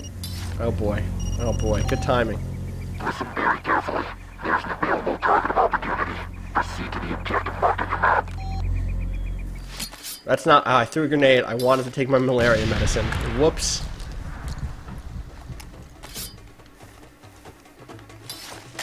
You know, as I'm saying, like it doesn't have to be Moore's law, and you know when you talk to people who actually study Moore's law, it kind of falls apart in some very specific ways. And the other thing is like it's not only technology that is technology in the way that we think about technology in terms of like semiconductors that is advancing. It's also technology in the sense of again things like UI development, reward scheduling, the degree to which you can count on a game anticipating what you want to do and giving you an opportunity to do that. Things like that are all also things that have changed over time with the state of games. And again, I'm cautious about saying that's progress, but it's definitely change. It's definitely development, right? It's definitely a new way of these games kind of moving towards a new shape. So for instance, you look at something like Assassin's Creed now has RPG-style mechanics of kind of gear progression, of character skill unlocks in the same way that like the Far Cry games do, the current Far Cry games do rather. That stuff is part of what feels for many people like a complete game, and by today's standards, the first Assassin's Creed game might feel for some people really empty, right? So it's not just the technology that's changing; it's also the kind of systems that we've come to feel like are necessary or are kind of standard among what we think of as games. And that's the stuff that's really hard to account for in terms of like, will stuff continue to feel dated? My suspicion is like, and that's the stuff that's like, yeah, no, the stuff will all feel dated because in 10 years from now, I think we'll all be onto some new shit, you know? In the same way that like purely linear cover-based shooters that don't have some other thing going on feel really dated now. I think we'll also see the kind of Ubisoft style open world feeling dated. We'll probably also see the Grand Theft Auto style, the Rockstar style open world feeling increasingly dated, unless those things continue to grow and change, you know. But yeah, definitely more than just visual thing. Again, because the thing that keeps me from replaying games like Daggerfall, it's not like, oh, this doesn't look good to me. It's, oh, this is a fucking impossible mess to play. The visuals contribute to that feeling, but they're not the major thing. It's a lot of UI, it's a lot of like clarity of information. Going south? Where am I going? Yeah, I'm going all the way down south. There's one there. There's one center. There's one southeast. I think I'm going southwest. There isn't really one closer. I can go central. No, let's just go southwest. I think I can kind of cross down this way.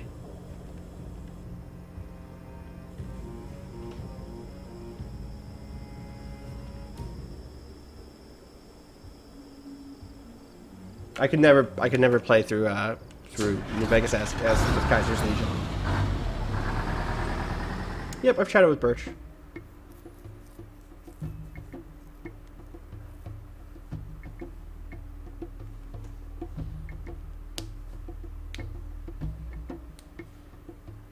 Purple Donkey, I would love to go to PAX Australia. I just that depends on a million things. It depends on like availability around that time. It depends on like how much money I have.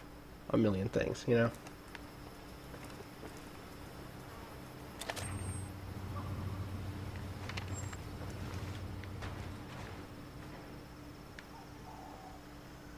Straight east from here. Okay.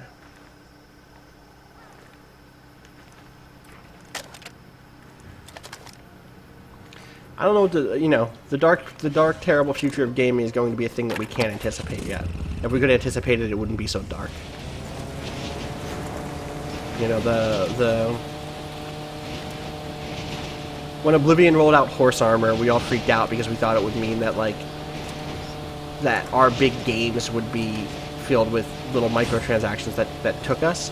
And it turns out that no, the actual thing that was going to happen, on top of microtransactions being in big games, was that actually an entire economy of little games would show up on smartphone devices that we never could have anticipated, that we never did anticipate, and that the most frustrating thing there is that this platform that has so much potential for new developers to break in and do new experiences on touch devices has become locked up with a certain sort of pricing system, so that developers like the developers who make games like Threes and Monument Valley are in this really weird position where their work is not valued the way it might be better if it were. Right, so these guys are just rolling around in a weird circle over in that direction. Would I buy an AI personal assistant? That's a very complicated question, because what do you mean by AI? What do you mean by personal assistant? What are the limits of that AI? What are the limits of what it can do as a personal assistant? In what ways is it similar or dissimilar to current computerized virtual assistants? In what ways is it similar to Google Drives or Google Calendar? Is it just a thing that can speak that can write in my Google Calendar and that can speak that stuff out loud to me? Does it have a thing like actual sapience? And if so, how do you define that sapience? That it's just an incredibly, because at a certain point the answer is not only would you buy it, but no, you wouldn't need to buy it. You already have it. It just doesn't have a vocal capacitor yet. You know. I never got around to Talos Principle. I really want to.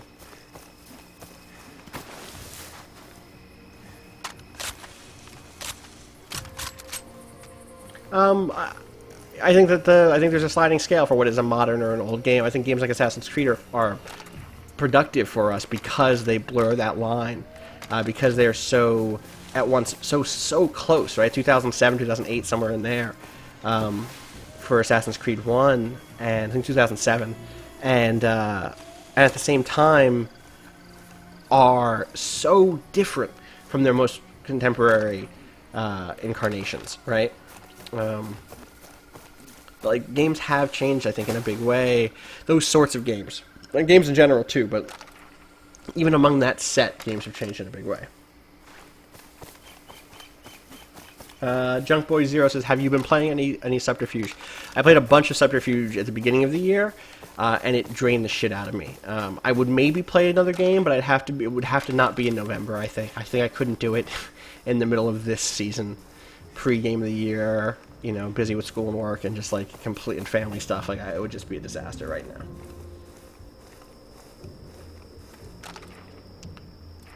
We are at 12,903, which is really good, and 45 minutes left, so I'm very excited.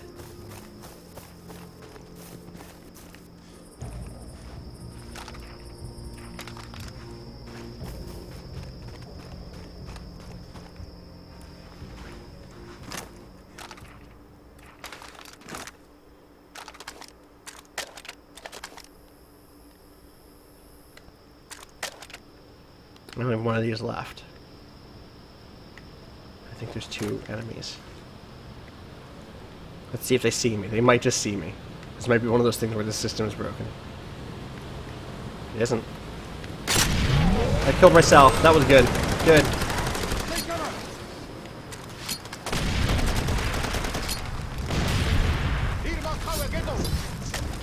Everything's bad. Everything's garbage. Oh boy. Everything. My plan. My precious plan. Alright, let's run around this way.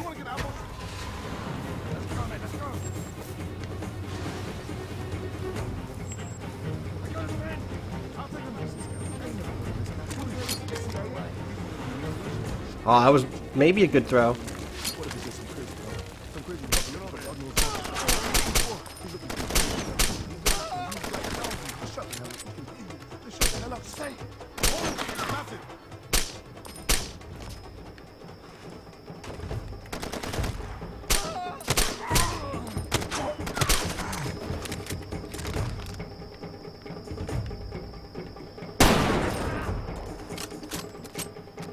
That vault is so good.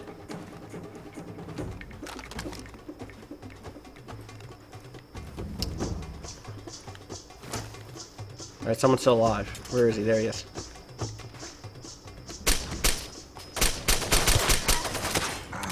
Oh boy, reload quicker. Someone's still alive? Where the fuck is my target? Oh, he got away. God damn it.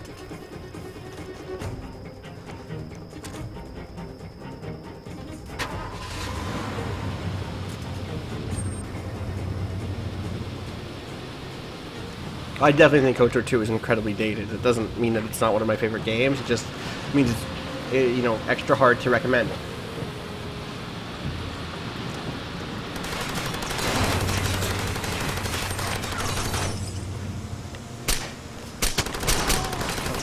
Oh, you. Okay, guess what? Guess what? Oh, he's gone. Isn't he? Oh, he's not quite. There's another. Is that the car? Wait.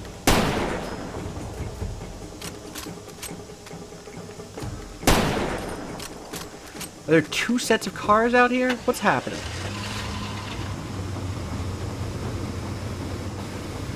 Come on, go. God damn it. Fuck this car.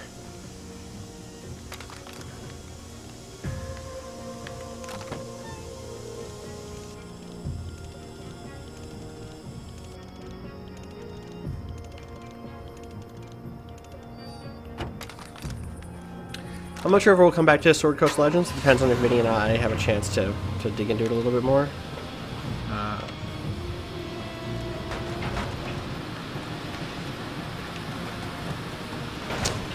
You know, I've played Europa Universalis a little bit. I've touched briefly Hearts of Iron. I played Sengoku, which I mentioned before. I really want to play Victoria, and I haven't done that yet, and that makes me feel like a bad Paradox fan. I'm incredibly excited for Stellaris.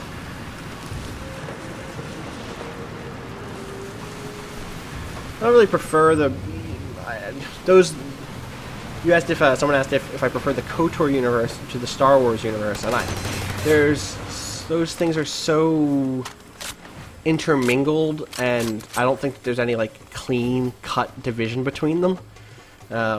Especially like as a viewer who, you know, of course I understand that. 1 second, this is it. Wait, come here. Wait, no, come back. Oh boy, that was bad.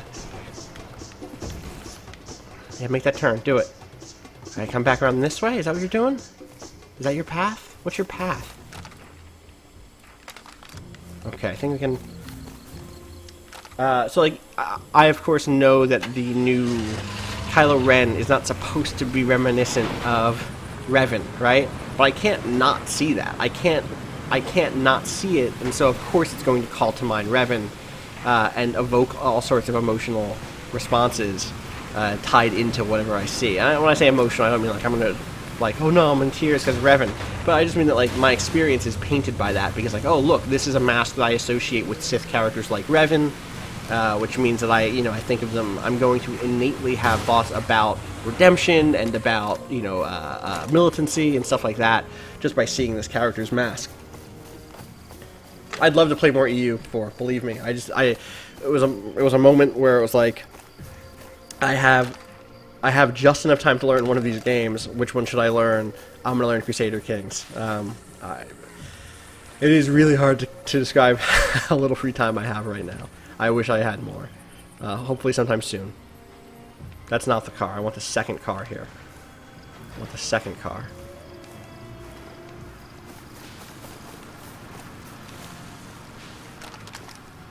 I only have one bullet in this gun. It's not enough bullets.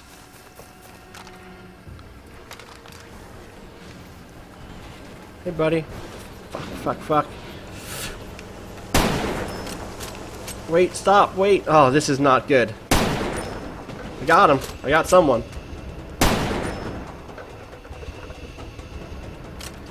Oh, come on.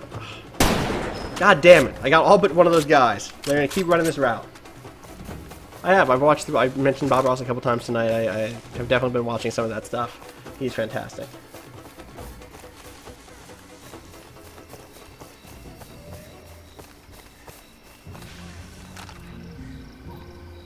I'll catch him in the next pass, I guess.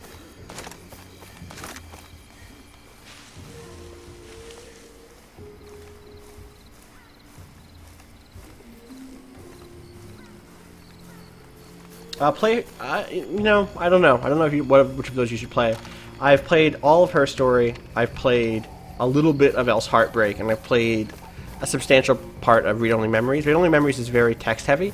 It's very like super narratively driven. It has, compared to those other games, it is much more linear. It is still a kind of open-ended branching path adventure game. But if you're like in the mood to like learn about a world through long descriptive text, play that. If you're in the mood to like do some like cool investigative stuff, play Her Story. Elle's Heartbreak has some really neat elements in it, but it is also a very complex and strange life simulation, almost like a light version of The Sims, which I like a lot. Like, I think it's a neat thing. I just haven't had the time to actually get into it deep enough to show it off. But it is not just like a strict adventure game. And I think that in the sense that we often talk about those, there's no way I get this shot, right? Okay, does he turn here? He turns here.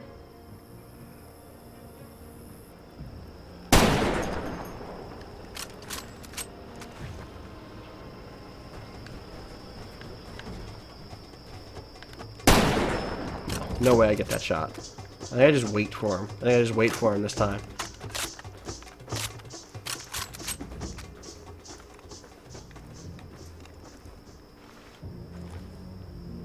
Life is strange. why did we get a lot of FMV games this year? I don't know. That's a good question. You know, especially because it seems like they came from completely different. That's one of those things where I'm cautious about making a think PC statement, because there's like a lot of ways to sound evocative about that stuff. But when you think about what the actual clean motivation was for it, or not the clean motivation, what the stated intent motivation was, they come from different things, right? Like, you know, Contradiction wanted to be goofy.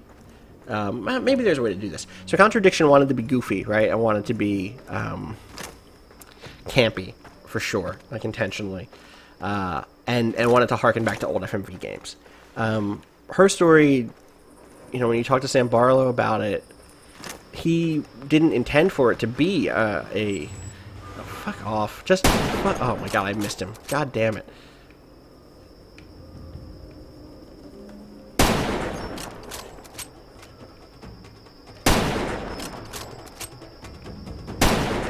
I'm shooting very poorly here. Oh, he started moving. They make me waste all my ammo. That's what they're doing. They're doing this on purpose. Alright, he's dead.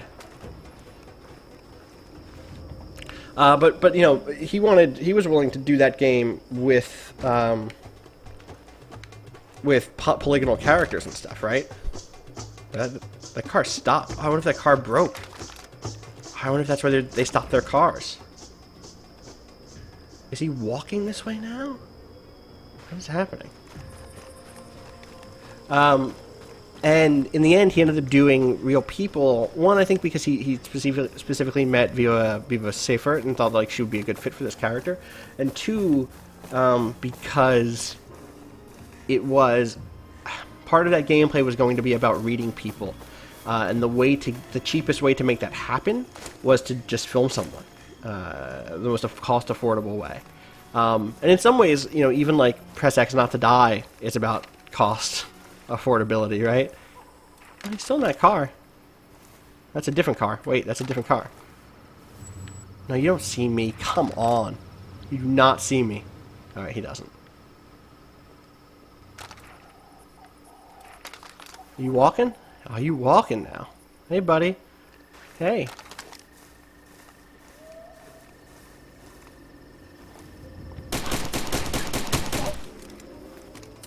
Better run.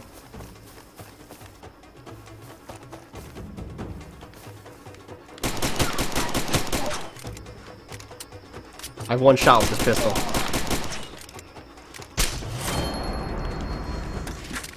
I have 4 more shots with this pistol now.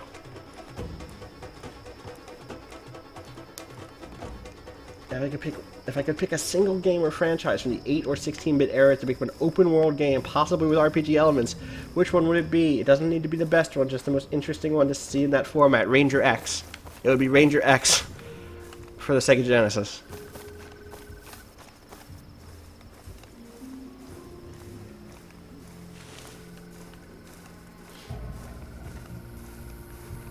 Where the fuck am I?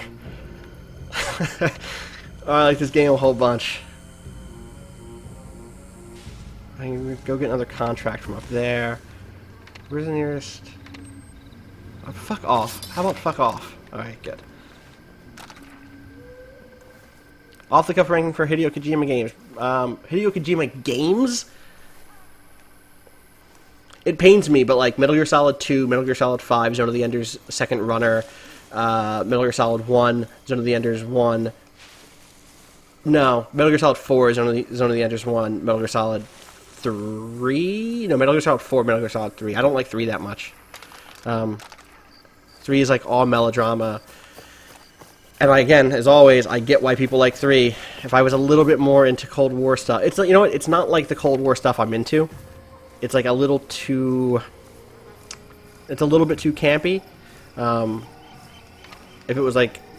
a little bit, if it was either a little bit like more like Metal Gear Solid 2 or a little bit more like Tinker Tailor Soldier Spy, but it's like right in this weird middle ground of like it takes itself sort of seriously, but also it wants to be incredibly goofy.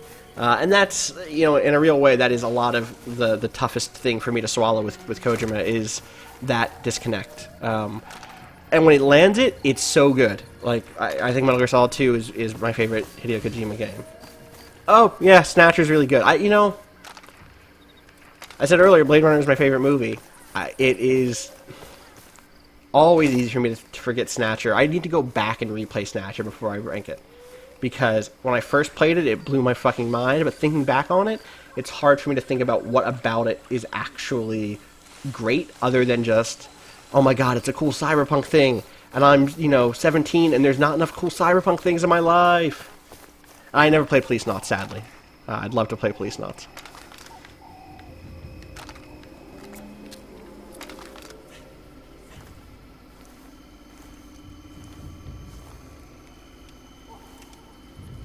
Oh man, Operation Flashpoint I completely forgot about. I loved Operation Flashpoint back in the day. Like the original one. I played a ton of. I also never played Boktai. I played a very little bit of someone else's copy of Boktai. Boktai? Yeah, I think Paradox would totally make a badass Tinker Tailor game. I think somebody in mobile, it might be Miklos, the company that made Out There. ZTI, if you get a chance to, Google that real quick. I'm pretty sure they are working on a game that's very Tinker Tailor. But I can't be 100% sure. I liked Akira the last time I watched it, but that was also like 7 years ago.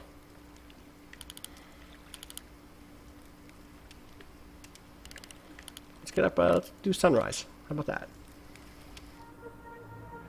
I've not played the Danganronpa games. I really want to play Danganronpa. I really want to play the 999 and Virtue's Last Reward. I haven't gotten around to that either. Yeah, I find it very hard to balance life, to balance work, school, social life, family obligations. It's very tough right now. Hey, what's up, I Dad? think you are here on business. I'd be happy to stick around in case you needed any help. Thank you. What are we doing? Are we just having a hang? Okay, and then we high-fived. Be safe. You be safe. I mean that, buddy. Have a chill. Boktai is apparently short for Bokula no Tayo. So yeah, I think Boktai.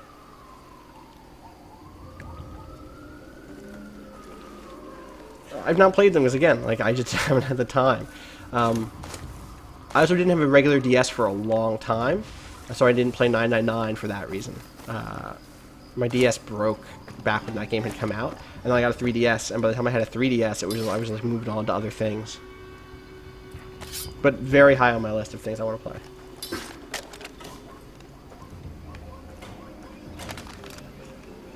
"27 minutes left. That's like no minutes left.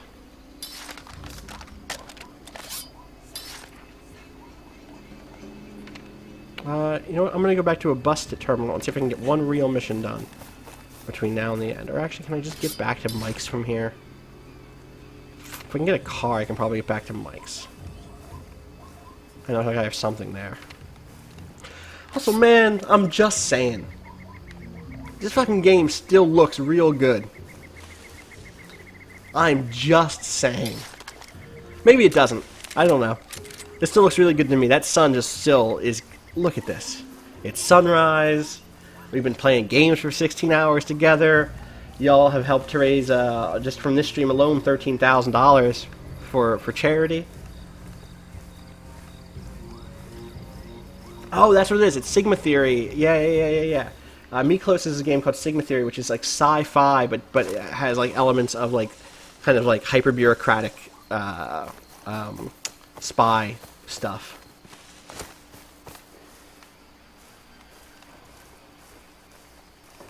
Yeah, good call. Yeah, I am gonna play that jazz track. This is what we're doing. I'm gonna fuck up my whole resolution so I can get these moments right. Whoever said that, you're a good person. Where are we at here? Where is my infinite looper? There it is.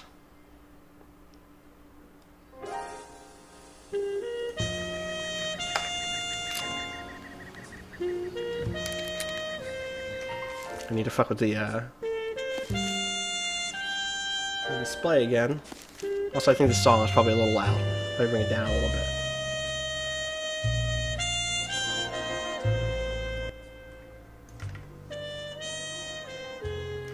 Big.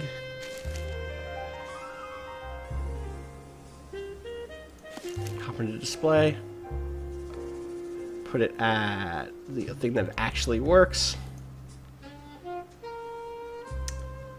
This music is Miles Away by Tim somebody. It's on our audio music thing. I've been listening to it all night. It's been our wait music for the last 16 hours whenever I've had to step away to do something.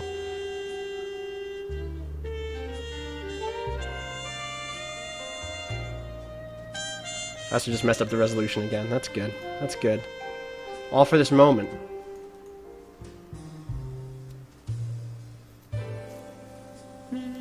Tim Garland. Yes, thank you. Tim Garland.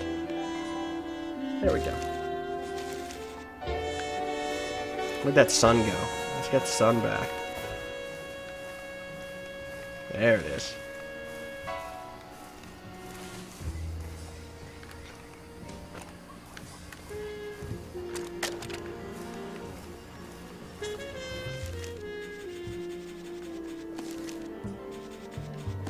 Turning off the music in this, by the way, is really a handicap for yourself, because the music is one of the ways that it can communicate to you that, like, you are safe. But whatever, we're just gonna listen to this song. No, Gracie has been in her owner's room all night. Hi. Out of ammo. Trust! Big shot!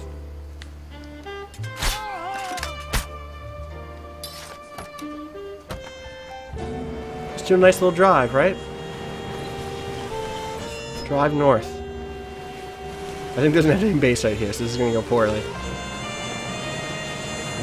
Actually, oh no, it's actually empty. But is there any ammo? 'Cause I need that.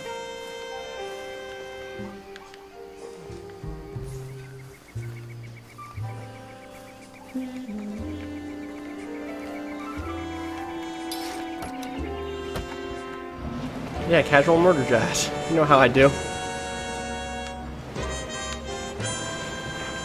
this the way I want to be going? Yes. Just through the grass here.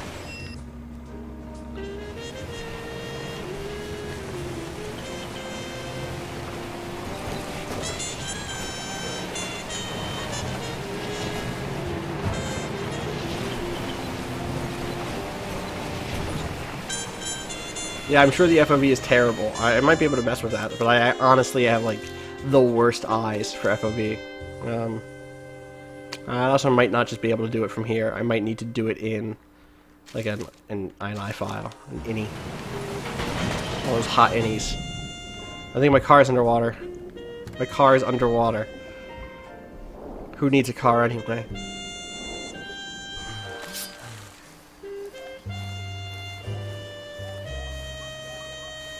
Noir Cry is a really good thing, and I cannot believe they haven't fucking made a game called Noir Cry yet. God damn. Like, as one of their little in-between projects.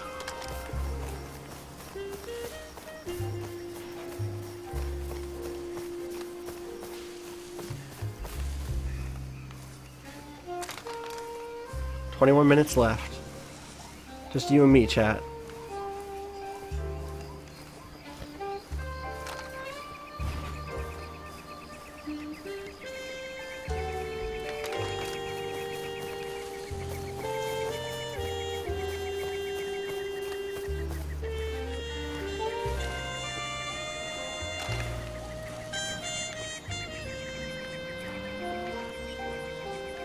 Stay away from me. You don't see me. Now where is this enemy post?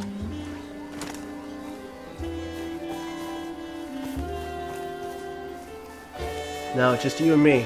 Just you and me. No one else is here.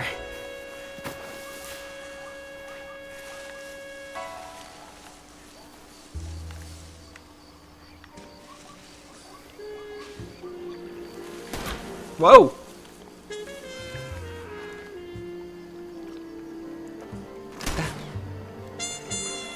Someone is shooting maybe at me. Maybe.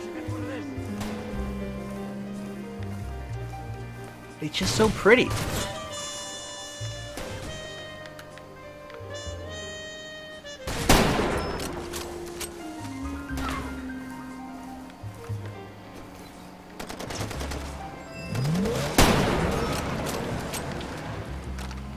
What do I have left? Do I have any? Okay, 4 rounds in this. Whoa!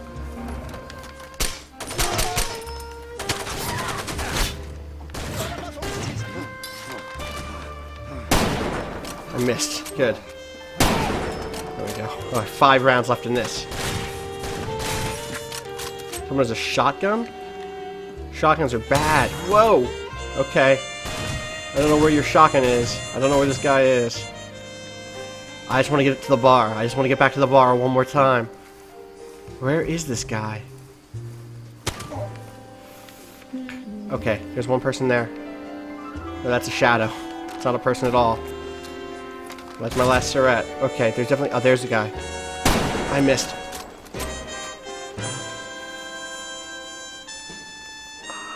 Turn. Pop out, you jerk. Pop out. Not that side. Got him. What does he have? Does he have a shotgun? What does he have? Alright, how many bullets do I have left? 3 bullets left. Okay. Where's this other person? I think they're over here somewhere. I really do.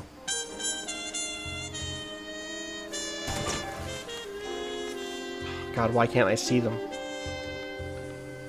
Is that them?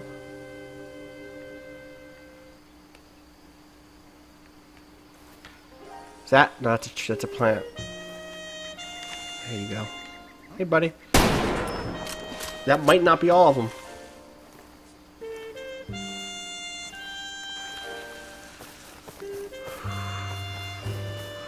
What do we have?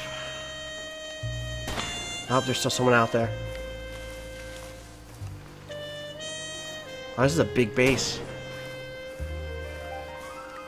How many ammo? I have a full clip, okay.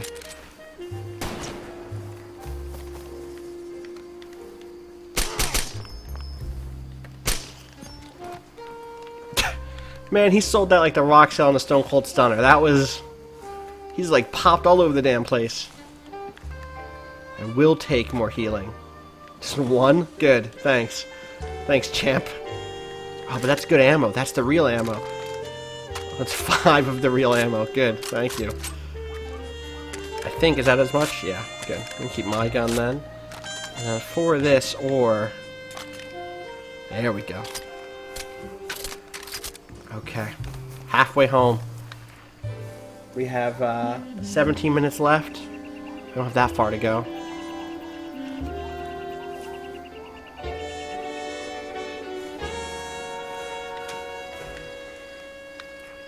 Looks like there's a diamond here somewhere. Maybe under the bridge.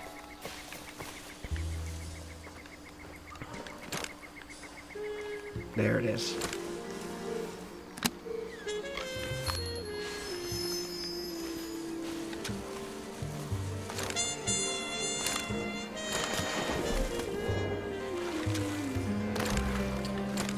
The name is Sigma Game, so it's by a studio called Me Close, and it's called, I forget what it's called already.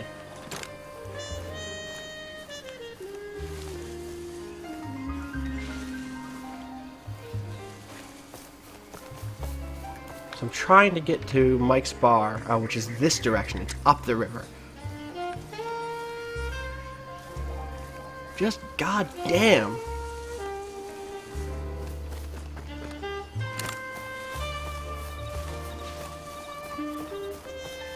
We set up like an adult instead of someone who's been sitting in the same chair for 16 hours. Does this wrap around to where I want to go? Not exactly. I just need to run the river here. Or the sunrise here. That's probably the safest way to do it anyway. Are there any boats here? Boats would be nice. I'm like a robot in some ways.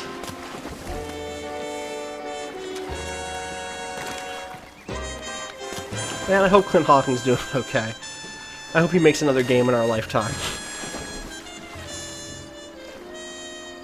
Go for a nice little swim.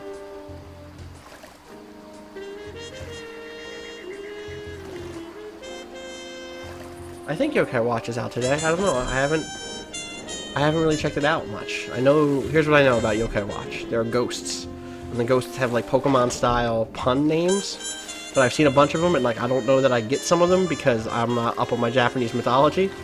But that can't be all of them, right? Oh, there's the bar. It's just on the other side of this mountain. Okay, it's this way.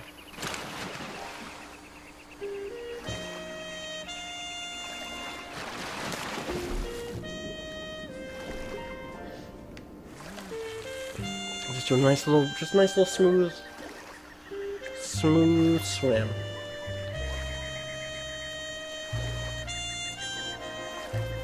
You know, I kind of hope the San Francisco handoff is as messy as possible.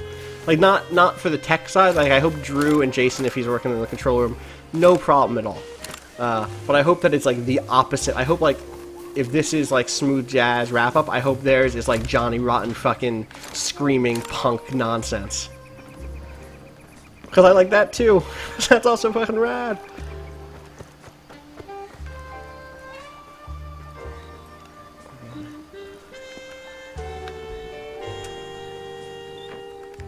Let's get some healing items. Let's save. Do you guys create new saves whenever you can, or do you... Or do you, Or do you like to, do the thing where you, just repeat the same set of saves?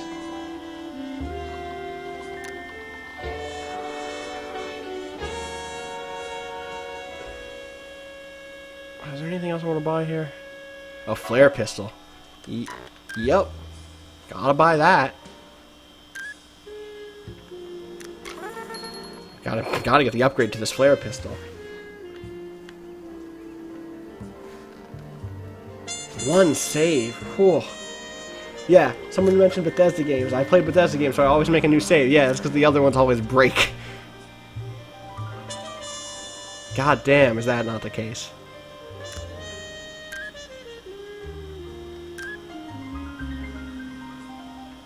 Alright, I can get cars and stuff now. Alright, just repair upgrades. That's what it is. Once you get the dart rifle, that's this whole game changes. Let me tell you about that. You ain't heard about that.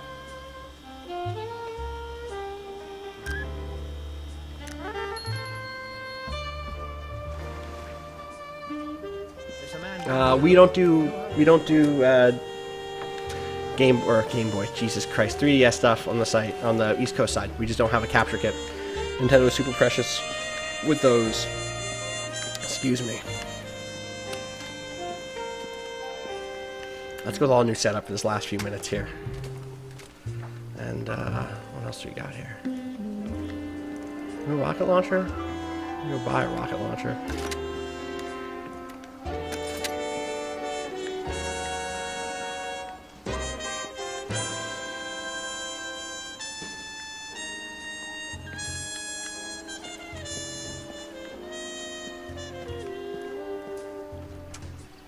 That's good enough, actually. 11 minutes left. Let's see if anybody's in the bar and wants anything from me.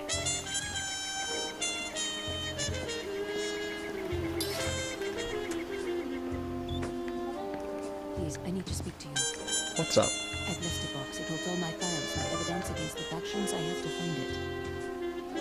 I was on a train. Rebels attacked us. That's when the box disappeared.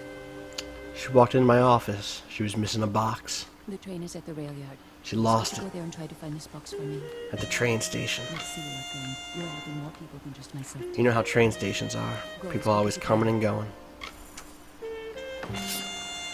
A lot like life. Oh, there's a diamond here. I should get that diamond. How have I not gotten this diamond?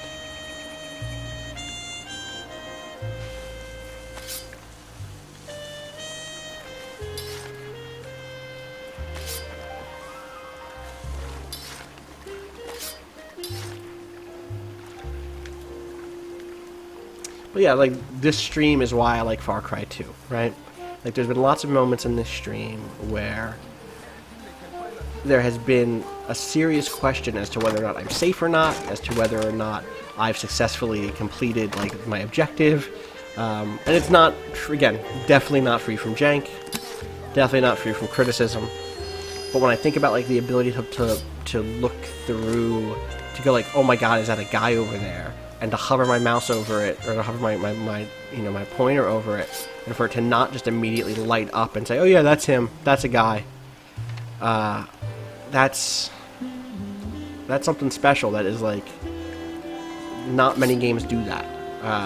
Especially not many games that are in this space, which is not the same space as Arma. You know, Arma does that, but Arma is also this kind of impenetrable thing, whereas I think Far Cry is mostly, as Vinny would say, pretty vincible. It's pretty penetrable, right? It's not impossible to wrap your head around. And that means that, like, a lot more people can have that Arma-like experience. I can have the experience I would like to have in a game like Arma, but boy do I not have the time, I'm going the wrong way on this river, to actually get into a game like Arma. I don't think we're going to make it to this mission, but I just want to hang out on this river with y'all as the sun rises in the unnamed African place, this unnamed African country, as what I think that it's officially called. The UAC.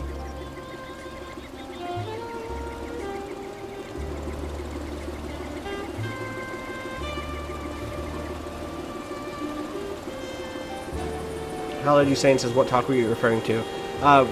Maybe before you came in, I was talking earlier about why I like Far Cry 2. People were asking, why do people like Far Cry 2 so much? I don't want to put words in anybody's mouth, but there's like a pretty constant refrain of, like, Far Cry 3 and Far Cry 4 iterated on what Far Cry 2 did so well. You know, why would anyone want to go back to this instead? And I get why people like Far Cry 3 and Far Cry 4. I completely do, and I don't mean that in a way that is, like, dismissive of their reasoning. I totally understand, like, the desire for a fast travel system that makes getting to where you are supposed to be quick and easy. That's why it's a fast travel system. I understand the desire for weapons that don't degrade. Like, lots of people think of games as a time for, I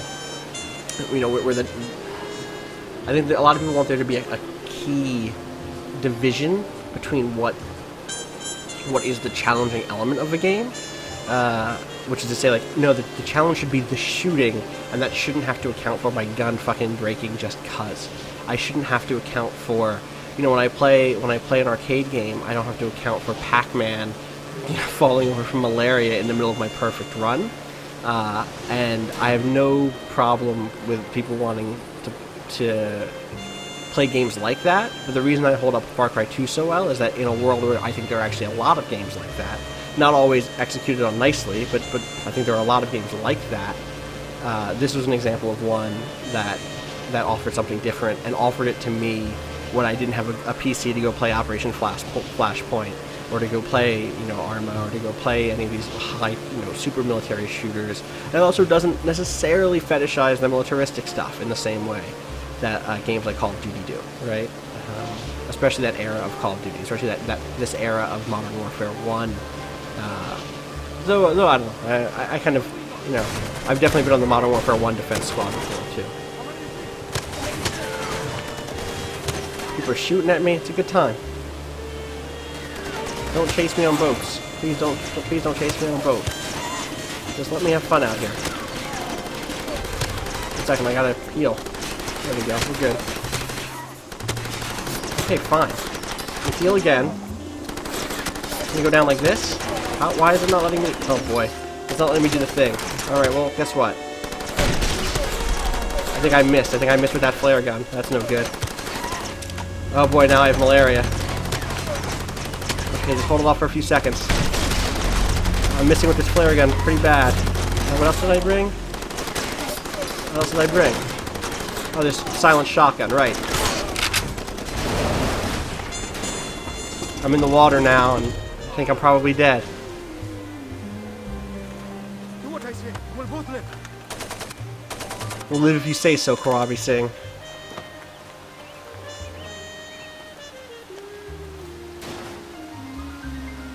5 minutes left.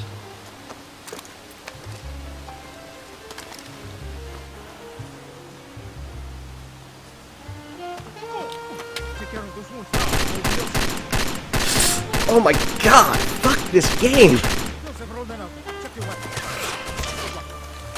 I gotta pop these pills real quick.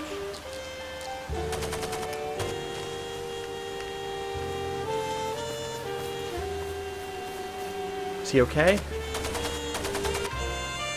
I'm empty. Cover me. I got your back.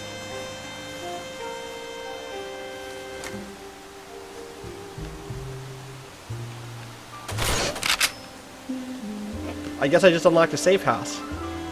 That's strange.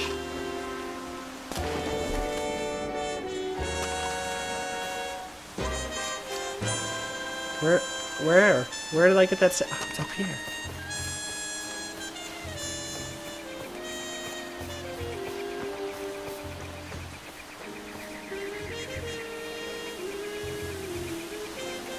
Get this water.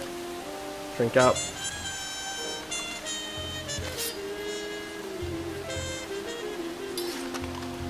All this rain.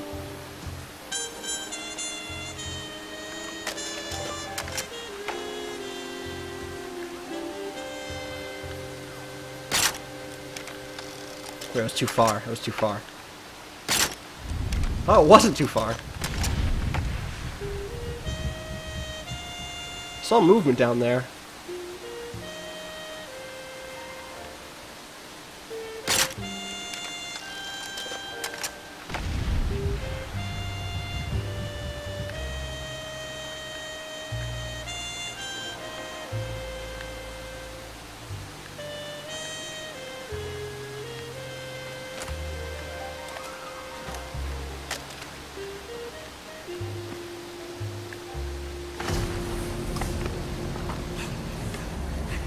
That's how it ends.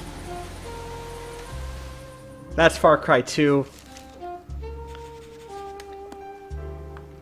I've been Austin Walker for the last 16 hours. Find me on Twitter at Austin_Walker.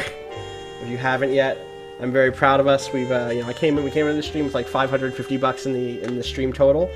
We ended with $13,336 and 34 cents. I'm gonna do some math real quick. I was not trying to die there. I was trying to jump into the water. I promise. So that's a total of $12,786.34 that we raised there. Pretty happy about that. Can't teach that. I'm gonna stick it out. You know, I'm gonna... Actually, I probably should just go. I think it's close enough, right? Like, I'm not gonna be asleep in 2 minutes. It'll give them a chance to spool up and go. Thanks for hanging out, everybody. A lot of people I saw in chat all day. Brad's Beard, I saw here all night. H. Carpenter, I know you were here when I kicked off and then came back when you woke up. Saw a bunch of people. Thanks for hanging out, and thanks to everybody who donated. There were a lot of really great big donations. I'm just going to peek at the donations one more time before I completely wrap up here. This page says that 395 people donated over the course of the stream, which is pretty good, if you ask me. I'm just going to go back and see if I can find a couple more of those really big donations in the next minute or so. Because those were worth shouting out an extra time or two.